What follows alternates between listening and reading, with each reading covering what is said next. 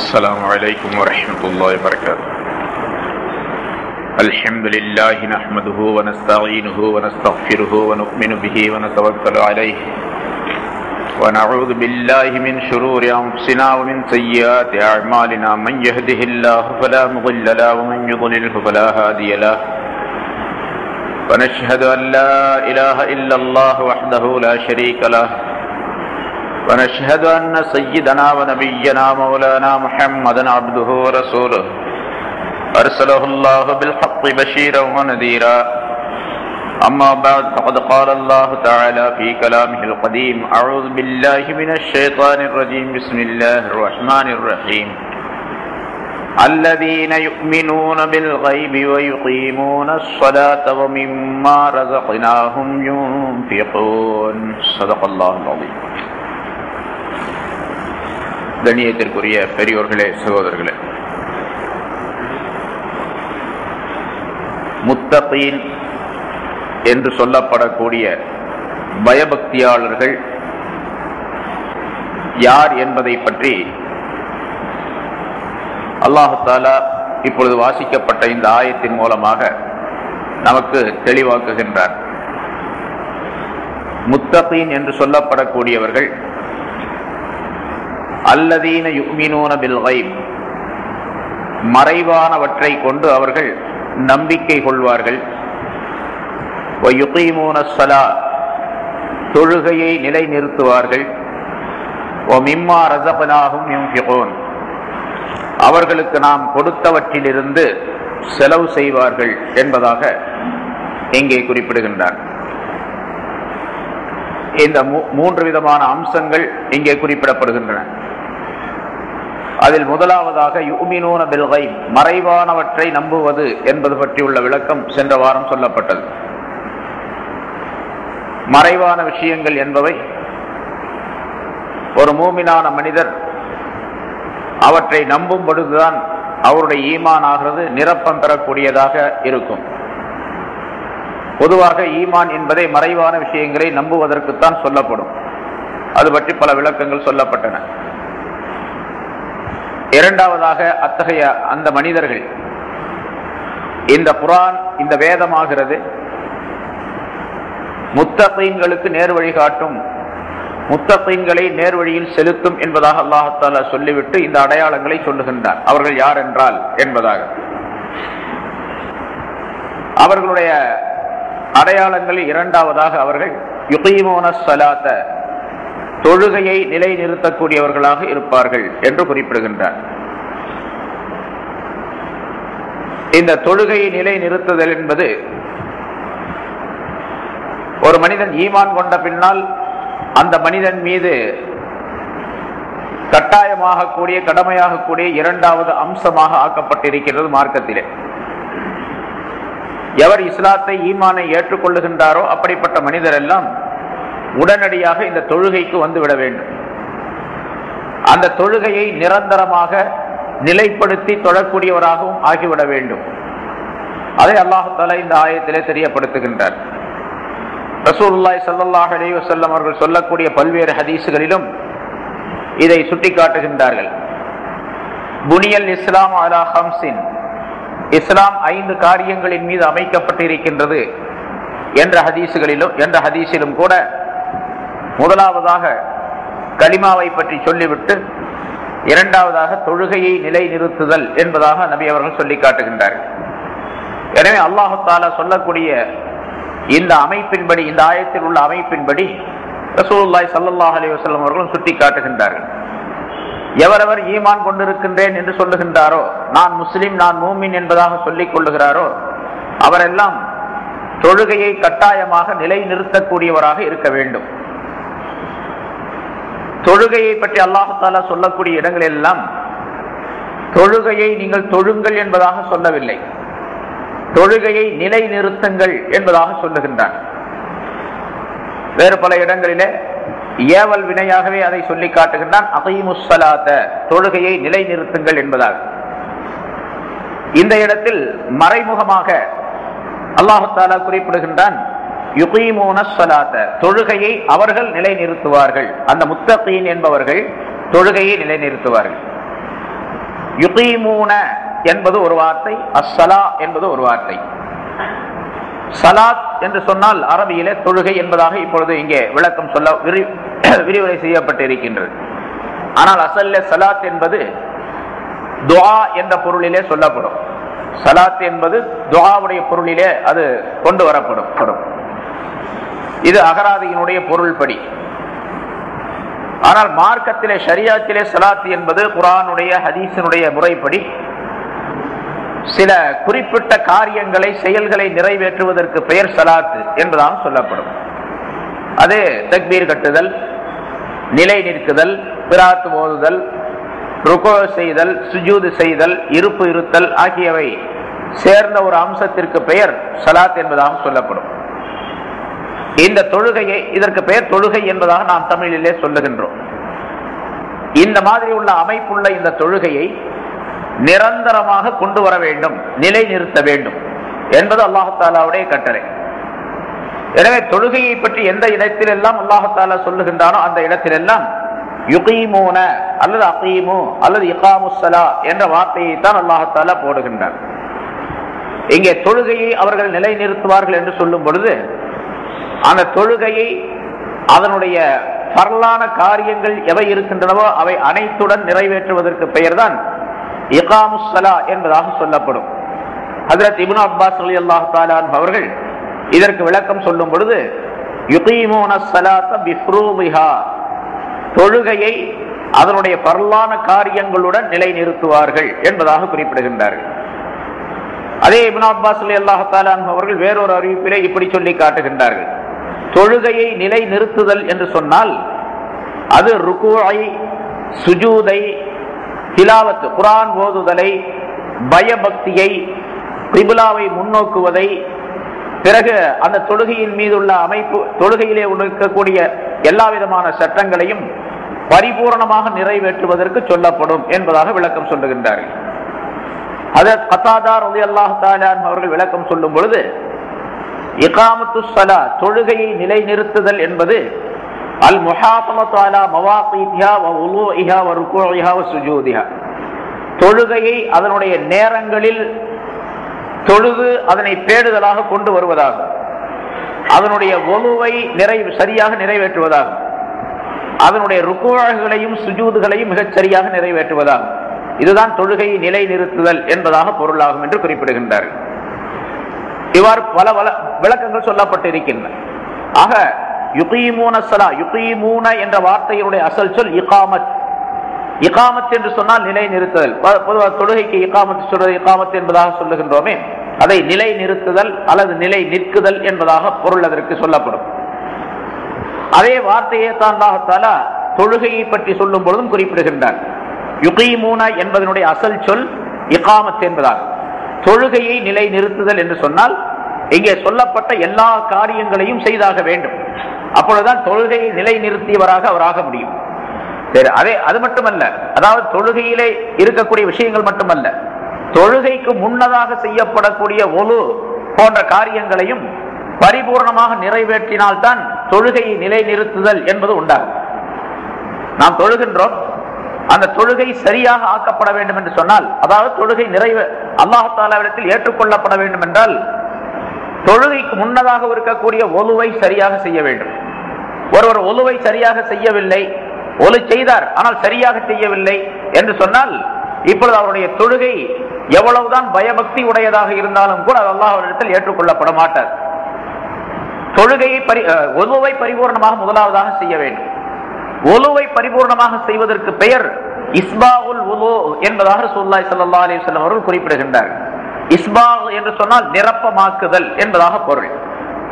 ஒலுவை அதனுடைய முறைப்படிக்கு நிரப்பமாக சரியாக செய்தல் என்பதாக அதனுடைய கருத்து. நிரப்பமாக செய்தல் என்று சொன்னால் ஒலுவிலும் ஒவ்வொரு காரியத்திலும் பர்லு, சுன்னத்து, வாஜிபு, முஸ்தஹப், மக்ரூஹ் என்ற விஷயங்கள் எல்லாம் இருக்கின்றன. இவை அனைத்தையும் பேணி செய்ய வேண்டும் ஒலுவிலே. அதற்கு பெயர் இஸ்பாக் என்பதாக சொல்லப்படும். இஸ்பாகுல் ஒலு என்பதாக சொல்லப்படும். ஒலு செய்வதற்கு முந்தி சில காரியங்கள் இருக்கின்றன. அது தன்னை சுத்தப்படுத்திக் கொள்வது, சிறுநீர் கழித்து சுத்தம் செய்வது, சுத்தம் செய்த பின்னால் அதை பரிசோதனை செய்வது, நாம் சுத்தமாகிவிட்டோமா என்று. சிறிய அசுத்தம், பெரிய அசுத்தம் என்று சொல்லப்படக்கூடிய எல்லா விதமான நஜீசுகளை விட்டும் அசுத்தங்களை விட்டும் தன்னுடைய உடல், உடை, இடம் ஆகிய அனைத்தையும் பரிசுத்தப்படுத்திக் கொள்வது, இதுவெல்லாம் ஒலு செய்வதற்கு முன்னதாக உள்ளது. தொழுகைக்கு முன்னதாக ஒலு வேண்டும், ஒலுவுக்கு முன்னதாக சுத்தம் இருக்க வேண்டும். சிறுநீர் கழித்து தன்னை சுத்தப்படுத்திக் கொள்வது, அல்லது மலம் கழிக்க வேண்டிய நிலை இருந்தால் மலம் கழித்து சுத்தம் செய்து கொள்வது, இதெல்லாம் ஒலுவுக்கு முன்னதாக இருக்க வேண்டியது. அப்படி ஒலுவுக்கு முன்னதாக இருக்கக்கூடிய அந்த சுத்தமும் அதிலும் பரிசுத்தம் என்பது முழுமையாக இருக்க வேண்டும்.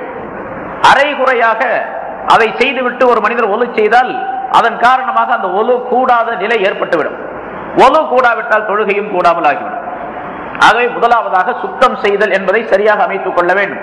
அது பற்றி முன்னாள் விளக்கங்கள் சொல்லப்பட்டிருக்கீங்க, பின்னாலும் வரும். அது பற்றி சுத்தம் என்பதை பற்றி அல்லாஹ் தஆலா சொல்லக்கூடிய ஆயத்திற்கு பின்னால் விளக்கங்கள் சொல்லப்படும். பிறகு இரண்டாவதாக ஒலுவை நிறைவேற்ற வேண்டும். ஒலு செய்வதிலே பரலான விஷயங்களை முழுமையாக முதலாவதாக நாம் கவனிக்க வேண்டும். அல்லாஹ் தஆலா குர்ஆனில் சொல்லக்கூடிய ஒரு ஆயத்தின்படி, அந்த ஆயத்திலே ஒலுவிலே பரலான உறுப்புகள், கழுவப்பட வேண்டிய உறுப்புகள் அனைத்தையும் அல்லாஹ் தஆலா சொல்லி காட்டுகின்றார். வைதா குந்தும் இலஸ் ஸலாத்தி ஃபக்ஸிலு வுஜூஹக்கும் வஐதியக்கும் இலல் மராஃபிகி வம்ஸஹு பிருஊசிக்கும் வஅர்ஜுலக்கும் இலல் கஅபைன் என்ற ஆயத்து இருக்கின்றதே, அது ஒலுவுடைய பரலான உறுப்புகளை சுட்டிக்காட்டக்கூடியதாக அமைந்திருக்கின்றது.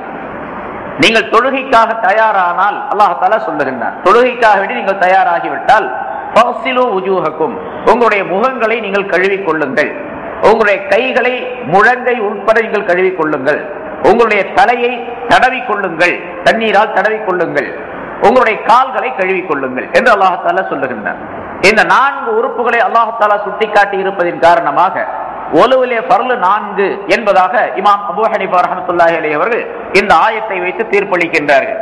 இமாம் ஷாஃபி ரஹ்மத்துல்லாஹி அலைஹி அவர்கள் ஒலுவிலே ஃபர்லு 4 உறுப்புகளை அல்லாஹ் தஆலா சுட்டிக்காட்டினாலும் கூட அதை வரிசை கிரமமாக சொல்லி இருக்கின்ற காரணத்தால் முதலாவது முகம், இரண்டாவது கைகள், மூன்றாவது தலை, நான்காவது கால்கள் என்று சொல்லி காட்டி இருப்பதன் காரணமாக அதை தர்த்தீபாக வரிசை முறைப்படிக்கு செய்வதும் ஒரு பர்லு என்பதாக குறிப்பிடுகின்றார்கள். வரிசை முறையாக செய்வதும் ஒரு பர்லாகும். அதே போன்று ஸல்லல்லாஹு அலைஹி வஸல்லம் அவர்கள் நிய்யத் இல்லாமல் எந்த அமலும் கிடையாது, இன்னமல் அஅமாலு பின்னியாத் என்று ஸல்லல்லாஹு அலைஹி வஸல்லம் அவர்கள் சொல்லி இருக்கின்ற காரணத்தால் அந்த ஒலுவை நிறைவேற்றுவதற்கு நிய்யத் என்பதும் ஒரு பர்லாக ஆக்கப்படுகின்றது. ஆகவே ஒலுவிலே பர்லு 6 என்பதாக அவர்கள் சொல்லி காட்டுகின்றார்கள். இமாம் மாலிக் ரஹ்மத்துல்லாஹி அலைஹி அவர்களிடத்தில் ஒலுவிலே பர்லு 8 என்பதாக குறிப்பிடுகின்றார்கள். இப்படி எல்லாம் பல்வேறு வித்தியாசங்கள் இருக்கின்றன. அவர் தங்களுடைய ஆய்வை வைத்து அந்த கருத்துக்களை சொல்லுகின்றார்கள். இங்கே அல்லாஹ் தஆலா சொல்லக்கூடிய அந்த ஆயத்தாகிறது ஒலுவிலே பர்லு எந்தெந்த உறுப்புகளை கழுவ வேண்டும் என்பது பற்றி அல்லாஹ் தஆலா சொல்லுகின்றார்.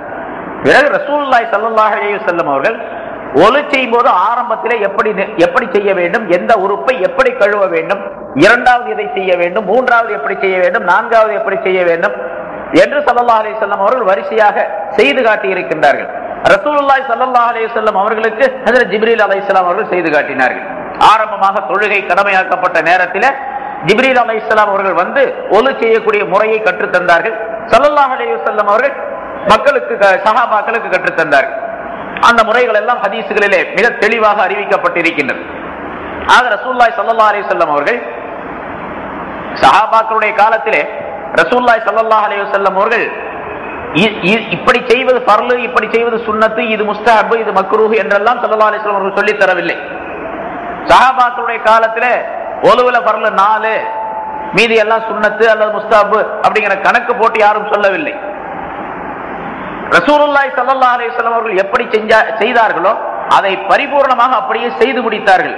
அதுல வித்தியாசம் என்பதை அவர்கள் காணவில்லை. எல்லாவற்றையும் பரிபூர்ணமாக செய்தார்கள் அவர்கள். ஸல்லல்லாஹு அலைஹி வஸல்லம் அவர்கள் ஒலு செய்து இப்படித்தான் என்பதாக பல சஹாபாக்கள் மற்றவர்களுக்கு கற்றுத்தந்த அறிவிப்புகளும் நிறைய இருக்கின்றன. பாத்திரத்திலிருந்து முதலாவதாக தங்களுடைய மணிக்கட்டு வரைக்கும் உள்ள 2 கைகளையும் கழுவினார்கள். பிறகு பல் துலக்கினார்கள், மிஸ்வாக்கு செய்தார்கள். பிறகு வாய் கொப்பளித்தார்கள். பிறகு நாசிக்கு தண்ணீர் செலுத்தினார்கள். பிறகு முகத்தை கழுவினார்கள். பிறகு கைகளை கழுவினார்கள், வலக்கையை முதலாவதாக, பிறகு இடக்கையை கழுவினார்கள். பிறகு தலைக்கு மசாஜ் செய்தார்கள். பிறகு பிடரிக்கு மசாஜ் செய்தார்கள் என்பதாகவும் சில அறிவிப்புகள் இருக்கின்றன. அதனால் இமாம் அபூ ஹனீஃபா ரஹ்மத்துல்லாஹி அலைஹி அவர்கள் பிடரிக்கு மசாஜ் செய்வது முஸ்தஹப் என்பதாக குறிப்பிடுகின்றார்கள். பிறகு கால்களை 2ஐயும் கழுவினார்கள். முதலாவதாக வலக்காலை கழுவினார்கள், பிறகு இடது காலை கழுவினார்கள். என்ற அறிவிப்பாகிறது தொடராக பல சஹாபாக்கள் மூலமாக சொல்லப்பட்டு இருக்கின்றது. இந்த முறைப்படிக்கு ஒலுவை பரிபூர்ணமாக நிறைவேற்ற வேண்டும். இந்த ஒலு செய்யக்கூடிய நேரத்திலே என்னென்ன எண்ணங்கள் வர வேண்டும் என்பது பற்றியெல்லாம் பல்வேறு விளக்கங்களை ரசூலுல்லாஹி ஸல்லல்லாஹு அலைஹி வஸல்லம் அவர்கள் குறிப்பிடுகின்றார்கள். ஏனென்றால் ஒலு என்பது சாதாரணமாக சுத்தம் செய்வதற்கு என்பதற்கு மட்டுமல்ல, உடல் உறுப்புகளை சுத்தம் செய்வது என்பது மட்டுமல்ல நோக்கம், மனிதன் தன்னுடைய பாவங்களை விட்டும் பரிசுத்தமாவது என்பது அசல் நோக்கமாக ஆக்கப்பட்டு இருக்கின்றது. ஆகவேதான் ஸல்லல்லாஹு அலைஹி வஸல்லம் அவர்கள் சொல்லுகின்றார்கள், ஒரு மனிதன் தன்னுடைய 2 கைகளை ஒலு செய்வதற்காக வேண்டி நிய்யத்து செய்து உட்கார்ந்து 2 கைகளையும் கழுவினால் அந்த கைகளின் மூலமாக செய்திருக்கக்கூடிய பாவங்கள் அனைத்தும் அந்த தண்ணீரோடு கரைந்து கீழே போய் விடுகின்றன, கரைந்து விடுகின்றன, அழிந்து விடுகின்றன என்பதாக குறிப்பிடுகின்றார்கள்.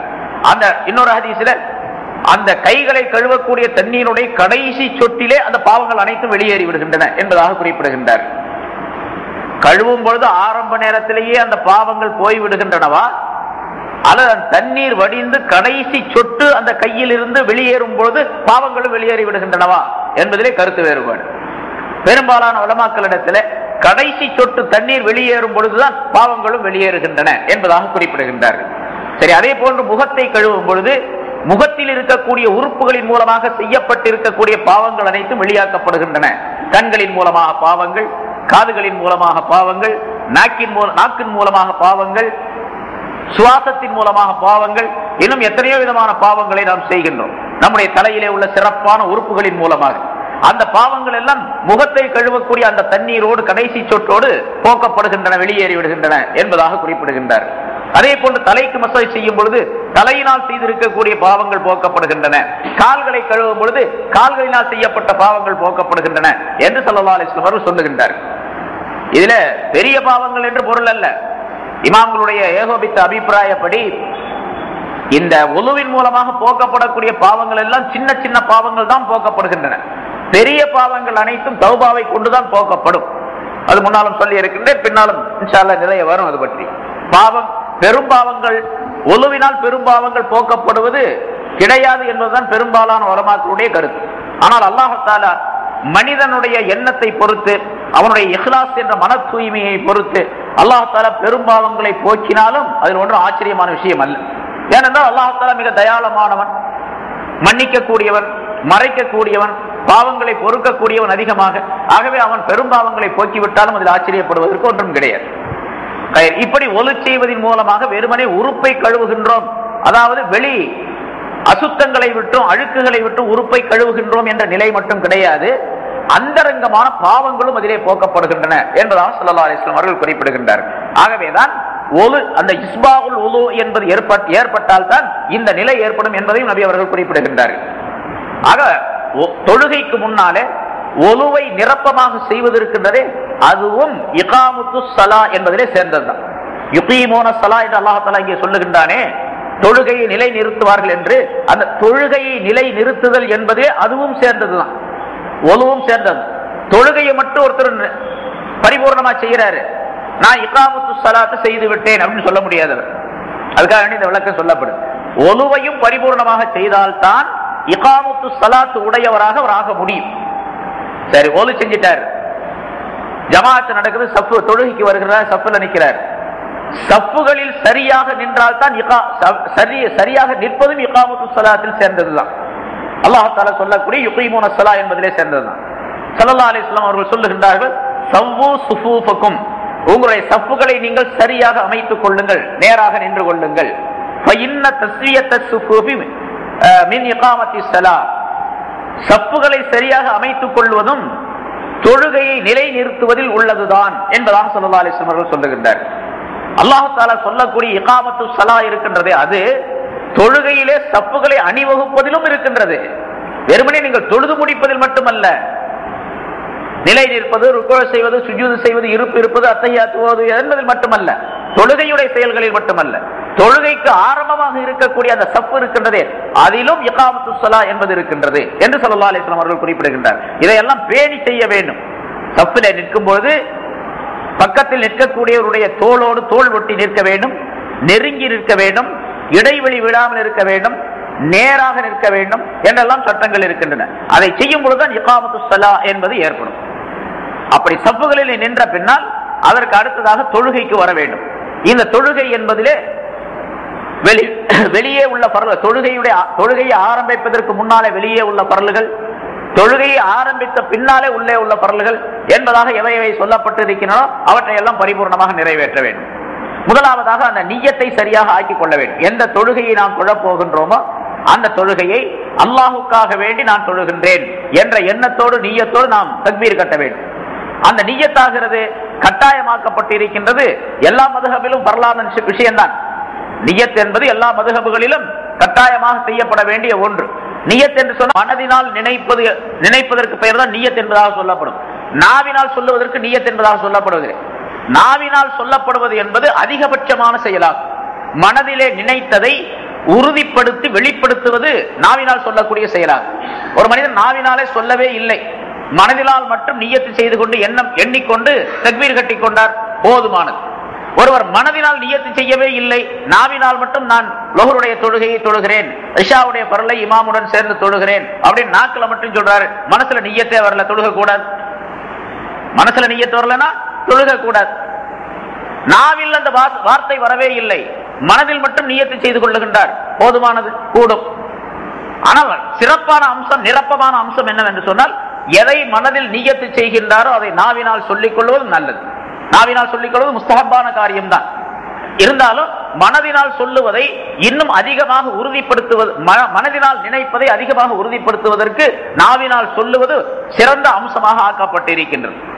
இஷாவுடைய தொழுகை 4 ரக்காத்தை இந்த இமாமை பின்பற்றி அல்லாஹுக்காக வேண்டி நான் தொழுகிறேன் என்று மனதிலே நிய்யத், அதையே நாவிலே சொல்லும் பொழுது அந்த நிய்யத்தாக இன்னும் உறுதிப்படுகின்றது, வலுப்பெறுகின்றது.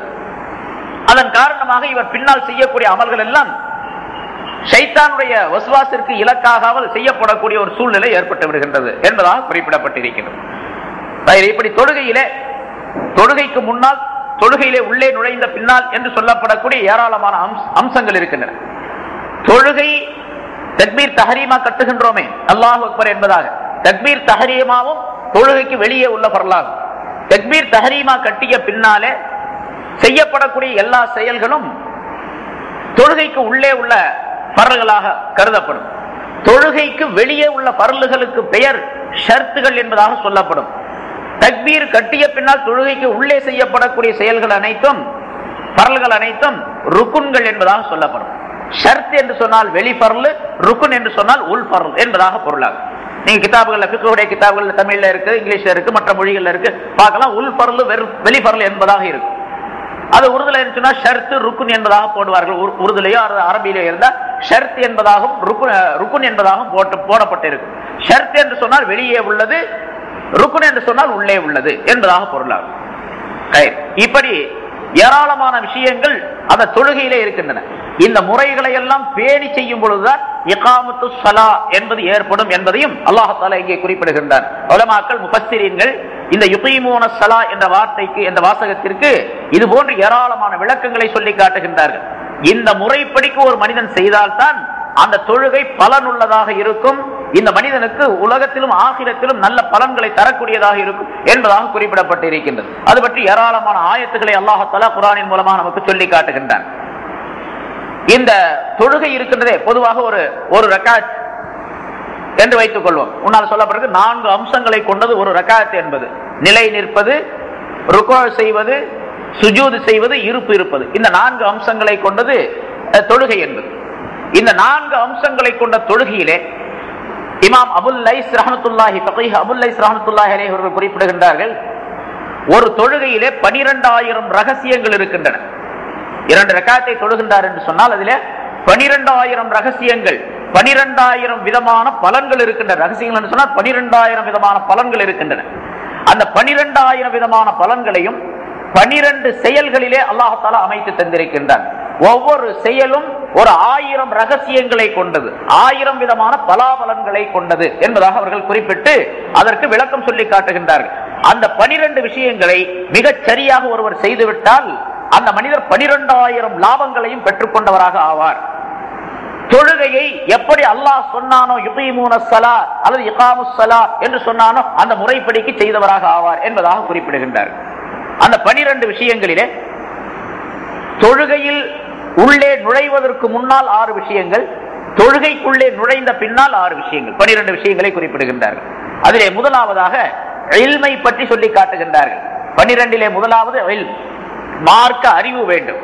தொழுகையை இது பரலான தொழுகை, இது சுன்னத்தான தொழுகை, இது உபரியான அசிலான தொழுகை என்று ஒவ்வொரு தொழுகையும் தனித்தனியாக பிரித்து விளங்கக்கூடிய ஆற்றல் அறிவு இருக்க வேண்டும். பரல் என்று சொன்னால் எப்படி செய்ய வேண்டும்?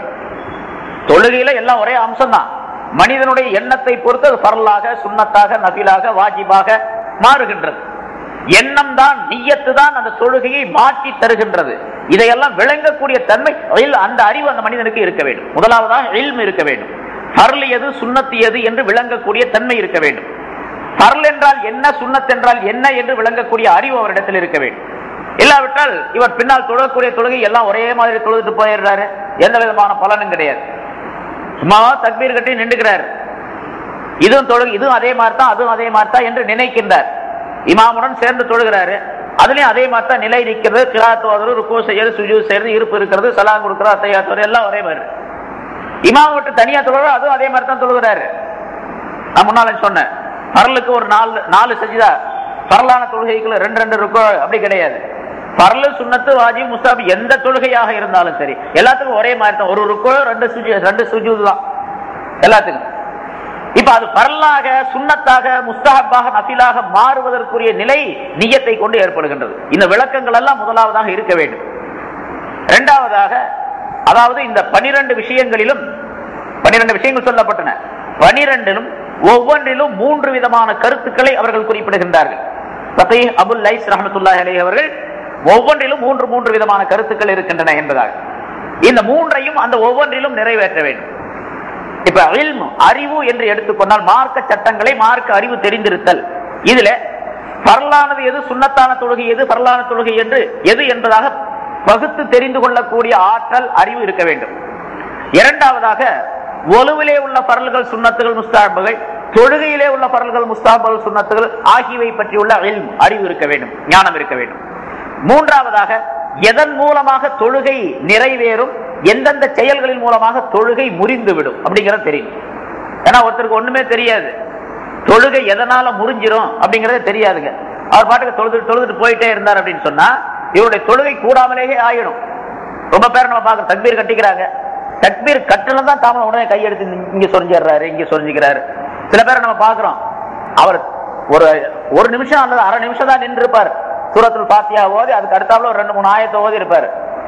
இந்த நேரத்துக்கு இந்த 2-3 நிமிஷத்துக்கு 2-3 வினாடி நிமிஷத்திற்குள்ளாக ஒரு 10 தடவை கையெடுத்து சொரிஞ்சிருப்பார். சட்டம் என்ன தெரியுமா? தக்பீர் தஹரீமா கட்டினால், தஹரீமான் சொன்னதே இருக்கு, ஹராமாக்கி வைத்தல் அப்படின்னு அர்த்தம். தஹரீமான் சொன்னா ஹராமாக்கி வைத்தல். என்ன ஹராமாக்கி வைத்தல்? இவர் தொழுகைக்கு முன்னால் இருக்கக்கூடிய நேரத்தில் என்னென்ன செயல்களை செய்வது ஹலாலாக இருந்ததோ அதுவெல்லாம் தக்பீர் கட்டிய பின்னால் இவருக்கு ஹராம். சாப்பிடுறது ஹராம், குடிக்கிறது ஹராம், பேசுறது ஹராம், திரும்பி பார்க்கிறது ஹராம், சலாம் சொல்லுவது ஹராம், எல்லாமே ஹராம் இவருக்கு. தொழுகைக்கு முன்னால் சலாம் சொல்லுவது சுன்னத் அப்படின்னு சொல்லுவோம். சாப்பிடலாம், குடிக்கலாம், பேசலாம், எல்லாமே செய்யலாம், திரும்பி பார்க்கலாம். ஆனா தக்பீர் தஹரீமா கட்டிய பின்னால் எல்லாமே ஹராம் ஆக்கப்பட்டு விடுகின்றது.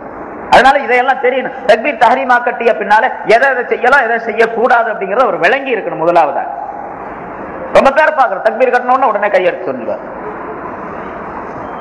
இது கேட்டா அரபு நாட்டுல அப்படித்தான் செய்யறாங்க அப்படின்னு. நமக்கு அரபு நாடு ஷரியத்து கிடையாது. அரபு நாட்டுல இருக்கக்கூடிய மக்கள் எல்லாம் அரபிகள் எல்லாம் ஷரியத் இல்ல. நமக்கு குர்ஆனும் ஹதீஸும் ஃபுகஹாக்களும் தான் நமக்கு ஷரியத்தை தந்தவர்கள். அவங்க எப்படி சொல்லி இருக்கின்றார்களோ, எப்படி சொல்லப்பட்டு இருக்கின்றோ அந்த முறைப்படிக்கு செய்ய வேண்டும். இமாம் அபூ ஹனீஃபா ரஹ்மத்துல்லாஹி அலைஹி அவர்களிடத்தில் ஹனபி மதஹ்பினுடைய சட்டம், ஒரு மனிதன் தக்பீர் கட்டிய பின்னால் 3 தடவை தன்னுடைய கைகளை எடுத்து சொரிந்து கொண்டால் அவனுடைய தொழுகை பாத்திலாயிடும். திரும்ப தக்பீர் கட்டி தொழுகணும், தொழுகை பாத்திலாயிடும்.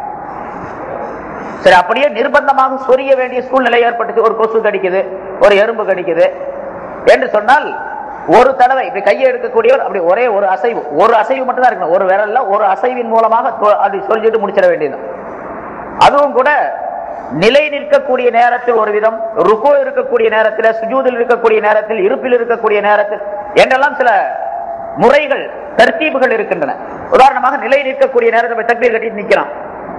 இந்த இடத்துல சொரியறதுக்காக இந்த இடத்துல எறும்பு கடிக்குது அல்லது கொசு கடிக்குது அல்லது கடுமையான ஒரு அரிப்பு ஏற்படுது, கட்டாயமாக அதை சொரிஞ்சுதான் ஆகணும் அப்படிங்கிற ஒரு நிர்பந்தமான நிலை. நிர்பந்தமான நிலை இல்லை என்று சொன்னால் கையை எடுக்கக்கூடாது. கட்டின கை அப்படித்தான் இருக்கணும். நிர்பந்தமான நிலை ஏற்பட்டால், சொரிய வேண்டிய நிர்பந்தமான நிலை ஏற்பட்டால், இப்ப கையை கட்டி இருக்க, ரெண்டு கையும் கட்டி இருக்கிறான், எந்த கையை எடுக்கிறது? எந்த கையை எடுத்தால் குறைவான அசைதல் ஏற்படுமோ அந்த கையை எடுக்கணும். இப்ப இந்த ரெண்டு கையில எந்த கையை எடுத்தா குறைவான அசைதல் ஏற்படும் அப்படின்னு சொன்னா அந்த வலக்கையை எடுத்தா, ஏன் வலது கை மேல இருக்கு, அசைவுகள் குறைவான செயல்கள் ஏற்படும். கையை எடுத்தா அப்படி லேசா ஒரு சொரிஞ்சிட்டு வச்சுக்க வேண்டியது, அவ்வளவுதான். சரி, ரெண்டாவது தடவை எடுத்தா சொரிஞ்சா வச்சாச்சு. இப்ப ரெண்டு தடவை எடுத்தாலும் மக்ரூஹ், ஒரு தடவை எடுத்தாலும் மக்ரூஹ் தான், ரெண்டு தடவை எடுத்தாலும் மக்ரூஹ் தான். மூணாவது தடவை எடுத்து சொரிஞ்சாரு, தொழுகை பாத்திலா போயிடும், தொழுகை முறிஞ்சு போயிடும். எத்தனை பேருக்கு தெரியும் இந்த இல்மு? அதனால இல்மு முதல்ல தெரியணும். அதனால முதல்ல அதை சொல்றாங்க, இல்மு என்பதுல முதல்ல பர்ல் எது சுன்னத் எது என்று தெரியணும். இரண்டாவது ஒலுவிலே உள்ள பரல்கள், தொழுகையிலே உள்ள பரல்களை எல்லாம் தெரிந்திருக்க வேண்டும். எதன் மூலமாக தொழுகை முறியும், எதன் மூலமாக முறியாது அப்படிங்கறதெல்லாம் தெரிஞ்சிருக்கும். இந்த மூன்று அம்சங்களும் இல்மை சேர்ந்தது. 12ல முதலாவது இல்ம், அதுல 3 வகை. இரண்டாவது ஒலு செய்தல். அந்த ஒலு செய்வதிலே முதலாவதாக உடல் சுத்தம், அதாவது பரிபூர்ண இஸ்பாகுல் உலு அப்படின்னு சொன்ன பாருங்க. அந்த முறைப்படிக்கு ஒலுவிலே உள்ள பரல்கள், சுன்னத்துகள், முஸ்தஹபுகள் ஆகியவற்றை எல்லாம் பேணி செய்தல். இரண்டாவது ஒலு செய்வதன் மூலமாக நம்முடைய உறுப்புகளிலே உள்ள பாவங்கள் போக்கப்படுகின்றன என்ற நிலையை நம்புதல். அது ஒலு செய்யும் போது பாவங்கள் போக்கப்படுகின்றன அப்படிங்கிற எண்ணம் வர வேண்டும். அந்த எண்ணம் வந்தா தான் பரிபூர்ணமாக ஒலு செய்யக்கூடிய நிலை ஏற்படும். ஒலு செய்யும் போது சில பேர் பார்க்கிறோம், அது என்ன பேசிக்கிட்டே ஒலு செய்வாங்க. அடுத்தவர் இடத்துல ஹவுஸ்ல ஒலு செய்யும் போதோ பைப்ல ஒலு செய்யும் போது பக்கத்துல உள்ளவங்க பேசிக்கிட்டே ஒலு செஞ்சு முடிச்சிருவார். இப்ப இவருடைய எண்ணத்துல என்ன இருக்கும் அப்படின்னு கேட்டா, ஒலு செய்து விட்டார். அது பழக்கத்தின் காரணமாக, பழக்க தோஷத்தின் காரணமாக முதல்ல கையை கழுவினாரு, வாயை கழிச்சாரு, முகத்தை கழுவினாரு, எல்லாம் முடிச்சிட்டு வந்தாரு, சரியா போச்சு, அவ்வளவுதான். இவருக்கு நாம் கைகளால், கண்களால், முகத்தால், மற்ற உறுப்புகளால் செய்த பாவங்கள் அனைத்தும் நாம் செய்யக்கூடிய ஒலுவின் மூலமாக போக்கப்படுகின்றன அப்படிங்கிற நியத்து வருமா அந்த இடத்துல? வராது. இப்ப ஒலு செய்யக்கூடிய நேரத்தில் அந்த நியத்து வரணும். கண்டிப்பா அந்த நியத்து வந்துச்சு அப்படின்னு சொன்னா நிச்சயமாக அல்லாஹ் தஆலா நம்முடைய பாவங்களை எல்லாம் மன்னிக்கணும். ஒவ்வொரு நாளைக்கும் 5 தடவை ஒலு செய்யணும். இன்னும் கூடுதலாக நஃபிலான தொழுகைகளை தொழும் பொழுது அதிகமாக ஒலு செய்கிறார்கள் சில பேர். அப்படி ஒலு செய்யக்கூடிய நேரத்தில் இந்த நியத்து வந்துட்டா நம்ம உறுப்புல பாவம் இருக்குமா? பாவங்களே இருக்க. அதனாலதான் ஸல்லல்லாஹு அலைஹி வஸல்லம் அவர்கள் ஒரு ஆற்றை உதாரணமாக சொல்லி காட்டுகின்றார்கள். ஒரு மனிதன் தன்னுடைய தொழிற்சாலையிலிருந்து வீட்டுக்கு செல்லுகின்றான். இடையிலே ஒரு ஆறு ஓடுகின்றது. அந்த ஆற்றிலே குளித்து விட்டுத்தான் ஆற்றை கடந்துதான் அந்த மனிதன் தன்னுடைய வீட்டுக்கு செல்ல வேண்டும். அப்படி கடந்து செல்லக்கூடிய நேரத்தில் ஒவ்வொரு நேரமும் 5 நேரமும் போறான். 5 நேரமும் அந்த ஆற்றிலே குளித்து விட்டு செல்லுகின்றான். அவனுடைய உடலிலே அழுக்கு இருக்குமா அப்படின்னு ஸல்லல்லாஹு அலைஹி வஸல்லம் கேட்கிறாங்க. இருக்காது அப்படின்னு சஹாபாக்கள் சொல்றாங்க. அதான் தொழுகைக்கு உதாரணம் அப்படின்னு ஸல்லல்லாஹு அலைஹி வஸல்லம் சொல்றாங்க. நிறைய கேட்டிருப்பீங்க, பல தடவை சொல்லப்பட்டிருங்க. இப்ப அப்படி குளிக்கிறது என்பது தொழுகைக்கு உதாரணமாக ஸல்லல்லாஹு அலைஹி வஸல்லம் அவர்கள் சொல்லி காட்டுகின்றார்கள். அதுல ஒலுவும் சேர்ந்தது. இப்ப பாவங்கள் எல்லாம் போக்கப்படுகின்றன என்று சொன்னால் அது எவ்வளவு கவனத்தோடு செய்ய வேண்டும், அந்த நியத்து இருக்க வேண்டும். மூன்றாவதாக, அதாவது ஒலுவில 3 அம்சங்கள். ஒன்று இஸ்பாகுல், ஒலுவை பரிபூர்ணமாக செய்தல், பர்லு சுன்னத்து முஸ்தஹப் பேணி செய்தல். இரண்டாவது பாவங்கள், உடலுடைய உறுப்புகளை விட்டு பாவங்கள் போகின்றன என்ற எண்ணத்தோடு ஒலு செய்தல், நியத்தோடு. மூன்றாவதாக எப்படி, அதாவது ஒலு செய்யும் பொழுது, கைகளை கழுவும் பொழுது என்னுடைய கைகளுடைய அழுக்குகளை, பாவங்களை எப்படி என்னுடைய உடலை விட்டு நான் போக்கிக் கொள்ளுகின்றேனோ, என்னுடைய வாயினால் ஏற்படக்கூடிய பாவங்கள் ஆகியவற்றை போக்கிக் கொள்ளுகின்றேனோ, அதே போன்று இனிமேல் நான் பாவங்கள் செய்யாமல் என்னுடைய இந்த உறுப்புகளை பாதுகாத்துக் கொள்வேன் என்ற எண்ணமும் இருக்க வேண்டும். இருக்கக்கூடிய பாவங்களை போக்குவது, இனிமேல் நான் பாவங்கள் செய்யாமல் இருப்பேன் என்று நம்புவது, எண்ணம் கொள்ளுவது. இந்த 3 அம்சங்களும் சேர்ந்தால் அந்த ஒலுவாகிறது மிக சிறந்த ஒலுவாக இமாம் அப்துல் காதிர் ஜீலானி ரஹ்மத்துல்லாஹி அலைஹி அவர்கள் சொல்லி காட்டுவது போன்று இது தரீகாவுடைய ஒலு என்பதாக குறிப்பிடுகின்றார்கள். ஒரு மனிதன் வெளித்தோற்றத்திலே உறுப்புகளை அழுக்கை விட்டு நீக்குவதற்காக வேண்டி ஒலு செய்கின்றேன் என்ற நியத்தோடு செய்தால் அது ஷரியத்தினுடைய ஒலு. ஒரு மனிதன் தன்னுடைய பாவங்களை போக்குவதற்காக வேண்டி என்ற எண்ணத்திலே ஒலு செய்தால் அது தரீகத்தினுடைய ஒலு என்பதாக குறிப்பிடுகின்றார்கள். ஒவ்வொரு உறுப்பையும் கழுவும் பொழுது இந்த எண்ணம் வந்துவிட்டால் அது தரீகத்தினுடைய ஒலுவாக, அதன் மூலமாக மஅரிஃபத்தும் ஹகீகத்தும் அந்த மனிதனுக்கு கிடைத்து விடுகின்றது என்பதாக சொல்லி காட்டுகின்றார்கள். கால்களை கழுவும் பொழுது நான் என்னுடைய கால்களால் இனிமேல் செய்திருக்கக்கூடிய பாவங்கள் அனைத்தை விட்டும் நான் நீங்கி விட்டேன், செய்திருக்கக்கூடிய பாவங்கள் அனைத்தையும் நான் கழுவி விட்டேன் என்று நியத்து செய்து இனிமேல் என்னுடைய கால்களால் பாவங்களுக்கு நடந்து செல்ல மாட்டேன் என்ற நியத்தும் வந்துவிட்டால் அந்த மனிதன் தரீகத்துடைய ஒலு உடையவனாக ஆகிவிட்டான். பிறகு அந்த மனிதனுக்கு மாரிஃபா என்ற ஞானமும் கிடைத்துவிடும். ஹகீகத் என்று சொல்லப்படக்கூடிய உண்மையான அந்தரங்க நிலைகளும் அந்த மனிதனுக்கு ஏற்பட்டுவிடும் என்பதாக குறிப்பிடுகின்றார். இதெல்லாம் ஒழுவிலே இருக்க வேண்டும். ஒன்று பெரிய காரியம் அல்ல. ஒலு செய்யற அதே நேரத்தில் தான் இதெல்லாம் வந்துடும். இதுக்குன்னு தனியா ஒரு நேரம் வேணுமா? ஒலு செய்யறதுக்கு 2 நிமிஷங்க. அது 2 நிமிஷத்துல இது எல்லாத்தையும் செஞ்சிடலாம். இதுக்கு ஒரு தனி நேரமோ அல்லது தனி முயற்சியோ தேவை கிடையாது. இதுக்கு வேற ஏதாவது ஒரு பொருள் தேவையா இந்த மாதிரி செய்யறதுக்கு? ஷரியத்துடைய ஒலுவுடன் தரீகத்துடைய ஒலுவையும் நிறைவேற்றுவதற்கு காலம் அதிகமாக தேவையும் கிடையாது, அல்லது வேறு பொருள்களும் இதற்கு தேவை கிடையாது. ஸ்பெஷலா போடுறது உலகத்தினுடைய பொருள்கள்ல ஒரு சாதாரணமான நிலையில் இருந்து உயர்ந்த நிலைக்கு ஒரு பொருளை தயார் செய்வது என்று சொன்னால் அதற்கு உபரியான அதிகபட்சமான நேரம் தேவை, அதிகபட்சமான பொருள்களும் தேவை. சாதாரணமான சோறாக்குறதுக்கு குறைந்த காலம் போதும். பிரியாணி ஆக்குறதா இருந்தா கொஞ்சம் பொருள்களும் அதிகமா தேவை, காலமும் அதிகமா தேவை. ஒலு செய்யறதுல அப்படி எல்லாம் கிடையாது. ஷரியத்துடைய ஒலுவுக்கு எவ்வளவு நேரமோ அதே நேரம் தான் தரீகத்துடைய ஒலுவுக்கும். நிய்யத்து தான் இங்க பிரதானம். எண்ணம் சரியாக இருந்தால் அந்த ஒலுவின் மூலமாக எல்லா விதமான நன்மைகளும் கிடைத்துவிடும் என்று குறிப்பிடப்படுகின்றது. மூன்றாவது லிபாஸ், உடை அணிதல். முதலாவது இல்மு, இரண்டாவது ஒலு, மூன்றாவது லிபாஸ், உடை அணிதல். இந்த உடை அணிதல் என்பதும் எல்லா நேரங்களிலும் கட்டாயம்தான். ஆனால் தொழுகையிலே அது பரிபூர்ணமாக பேணப்பட வேண்டும். அதிலே 3 அம்சங்கள். உடை அணிவதிலே 3 அம்சங்கள். உடுத்தி இருக்கக்கூடிய உடை வெளிப்படையான நஜீசுகளை விட்டும் அசுத்தங்களை விட்டும் சுத்தமாக இருக்க வேண்டும். நஜீஸ்ல 2 வகை இருக்குது. நஜீஸ் ஹஃபீஃபா, நஜீஸ் கலீலா என்பதாக மார்க்கத்தில் சொல்லப்படும். லேசான நஜீஸ், கடுமையான நஜீஸ் என்பதாக. இந்த எல்லா வகையான நஜீசுகளை விட்டும் நீக்கப்பட்டு இருக்க வேண்டும், இல்லாமல் இருக்க வேண்டும் அந்த ஆடையில. மனிதனுடைய சிறுநீர், மலம் ஆகியவை எல்லாம் கடுமையான நஜீசுகள். அதே போன்று மனிதன் சாப்பிடக்கூடிய பிராணிகள் இருக்கின்றன, ஆடு, கோழி, இந்த மாதிரி உள்ள பிராணிகள். இந்த பிராணிகளுடைய நஜீசுகள் லேசான நஜீஸ் என்பதாக சொல்லப்பட்டு இருக்கின்றது. மனிதனுடைய ரத்தம் அதுவும் கடுமையான நஜீஸ். மது, கள் இருக்கின்றது, அது கடுமையான நஜீஸ். இந்த மாதிரி லேசான நஜீஸ், கடுமையான நஜீஸ் நிறைய இருக்கின்றன. அதையெல்லாம் இப்ப சொல்லிட்டு இருக்க முடியாது. அதெல்லாம் நீங்க அந்த நேரத்தில் விஷயங்களை சொல்லிட்டா மனதில் ஒரு உணர்வு ஏற்படும். அந்த உணர்வின் காரணமாக எது கடுமையான நஜீஸ், எது லேசான நஜீஸ் என்று தெரிந்து கொள்ளக்கூடிய ஆர்வம் நமக்கு உண்டாக வேண்டும் என்பதற்காக வேண்டி சொல்லப்படுகின்றது. சரி, அப்படி லேசான கடுமையான எல்லா நஜீசுகளை விட்டும் துணி சுத்தமாக இருப்பது, உடுத்திருக்கக்கூடிய அணிந்திருக்கக்கூடிய துணிகள் சுத்தமாக இருக்க வேண்டும். இரண்டாவது, சுன்னத்தான முறைப்படிக்கு அமைந்திருக்க வேண்டும். சுன்னத்தான முறைப்படிக்கு உடுத்தி இருக்கக்கூடிய உடை இருக்க வேண்டும். சுன்னத்தான அமைப்பு என்று சொன்னால் கீழே உடுத்தி இருக்கக்கூடிய அந்த இசார், வேஷ்டி இருக்கின்றதே, அது கரண்டை மொழிக்கு மேலாக இருக்க வேண்டும். கரண்டை மொழிக்கு கீழாக உடுத்தப்பட்டு இருக்கக்கூடிய ஆடை அது ஹராமாகும். ஒரு மனிதன் அதே நிலையில் தொழுதால் அந்த மனிதனுடைய தொழுகை ஏற்றுக்கொள்ளப்பட மாட்டாது என்று ஸல்லல்லாஹு அலைஹி வஸல்லம் சொல்லுகின்றார்கள். ஒரு சஹாபி கரண்டை மொழிக்கு கீழாக துணியை எடுத்து உடுத்தி கொண்டிருக்கக்கூடிய நிலையில் வந்து தொழுதார். ஸல்லல்லாஹு அலைஹி வஸல்லம் அவர்கள் உட்கார்ந்து பார்த்து கொண்டிருக்கின்றார்கள். அவர் தொழுது முடித்தவுடனே அவரை கூப்பிட்டு, நீ ஒலு செய்து விட்டு திரும்பி தொழு என்பதாக சொன்னார்கள். திரும்பவும் அந்த தொழுகையை நீ நிறைவேற்ற அப்படின்னு சொன்னாங்க. அவர் அதே மாதிரி செஞ்சார்னு வச்சுங்க. இப்ப ரசூலுல்லாஹி ஸல்லல்லாஹு அலைஹி வஸல்லம் அவர்கள் அந்த சஹாபாக்கள் உயர்ந்த மனிதர்களாக இருந்த காரணத்தினால் ஸல்லல்லாஹு அலைஹி வஸல்லம் அவருடைய நேரடி பார்வையிலே, ஸல்லல்லாஹு அலைஹி வஸல்லம் அவருடைய சுஹபத்திலே, சகவாசத்தில் அவர்கள் இருந்த காரணத்தால் தங்களுடைய சஹாபாக்கள் எந்த விதமான தப்பும் தவறும் உடையவர்களாக ஆகிவிடக் கூடாது, தொழுகை ஏற்றுக்கொள்ளப்படாதவர்களாக ஆகிவிடக் கூடாது என்ற காரணத்தினால் ஸல்லல்லாஹு அலைஹி வஸல்லம் அவர்கள் அவர்களை புனிதப்படுத்துவதற்காக வேண்டி இந்த 2 விஷயங்களையும் அங்கே சொல்லி காட்டுகின்றார்கள். கையிலே கீழே எடுத்து உடுத்தி தொழுகிறார். அவரு கூப்பிட்டு என்ன சொன்னாங்க, நீ ஒலு செய்து விட்டு திரும்பி தொழு என்று சொன்னார்கள். அப்படின்னு சொன்னா நீ தொழுத அந்த தொழுகையும் செல்லாது, நீ செய்திருந்த ஒலுவும் செல்லாது அப்படின்னு சொன்னாங்க. இப்ப நமக்கு அப்படியே சட்டம், நமக்கு ஒலுவும் கூடி போயிடும், தொழுகையும் கூடி போயிடும். ஆனா என்ன நிலை ஏற்படும், மக்ரூஹ் ஏற்படும். துணியை அப்படி கீழே இழுத்து உடுத்தி கொண்டதின் காரணமாக மக்ரூஹ் என்பதாக சொல்லப்படும்.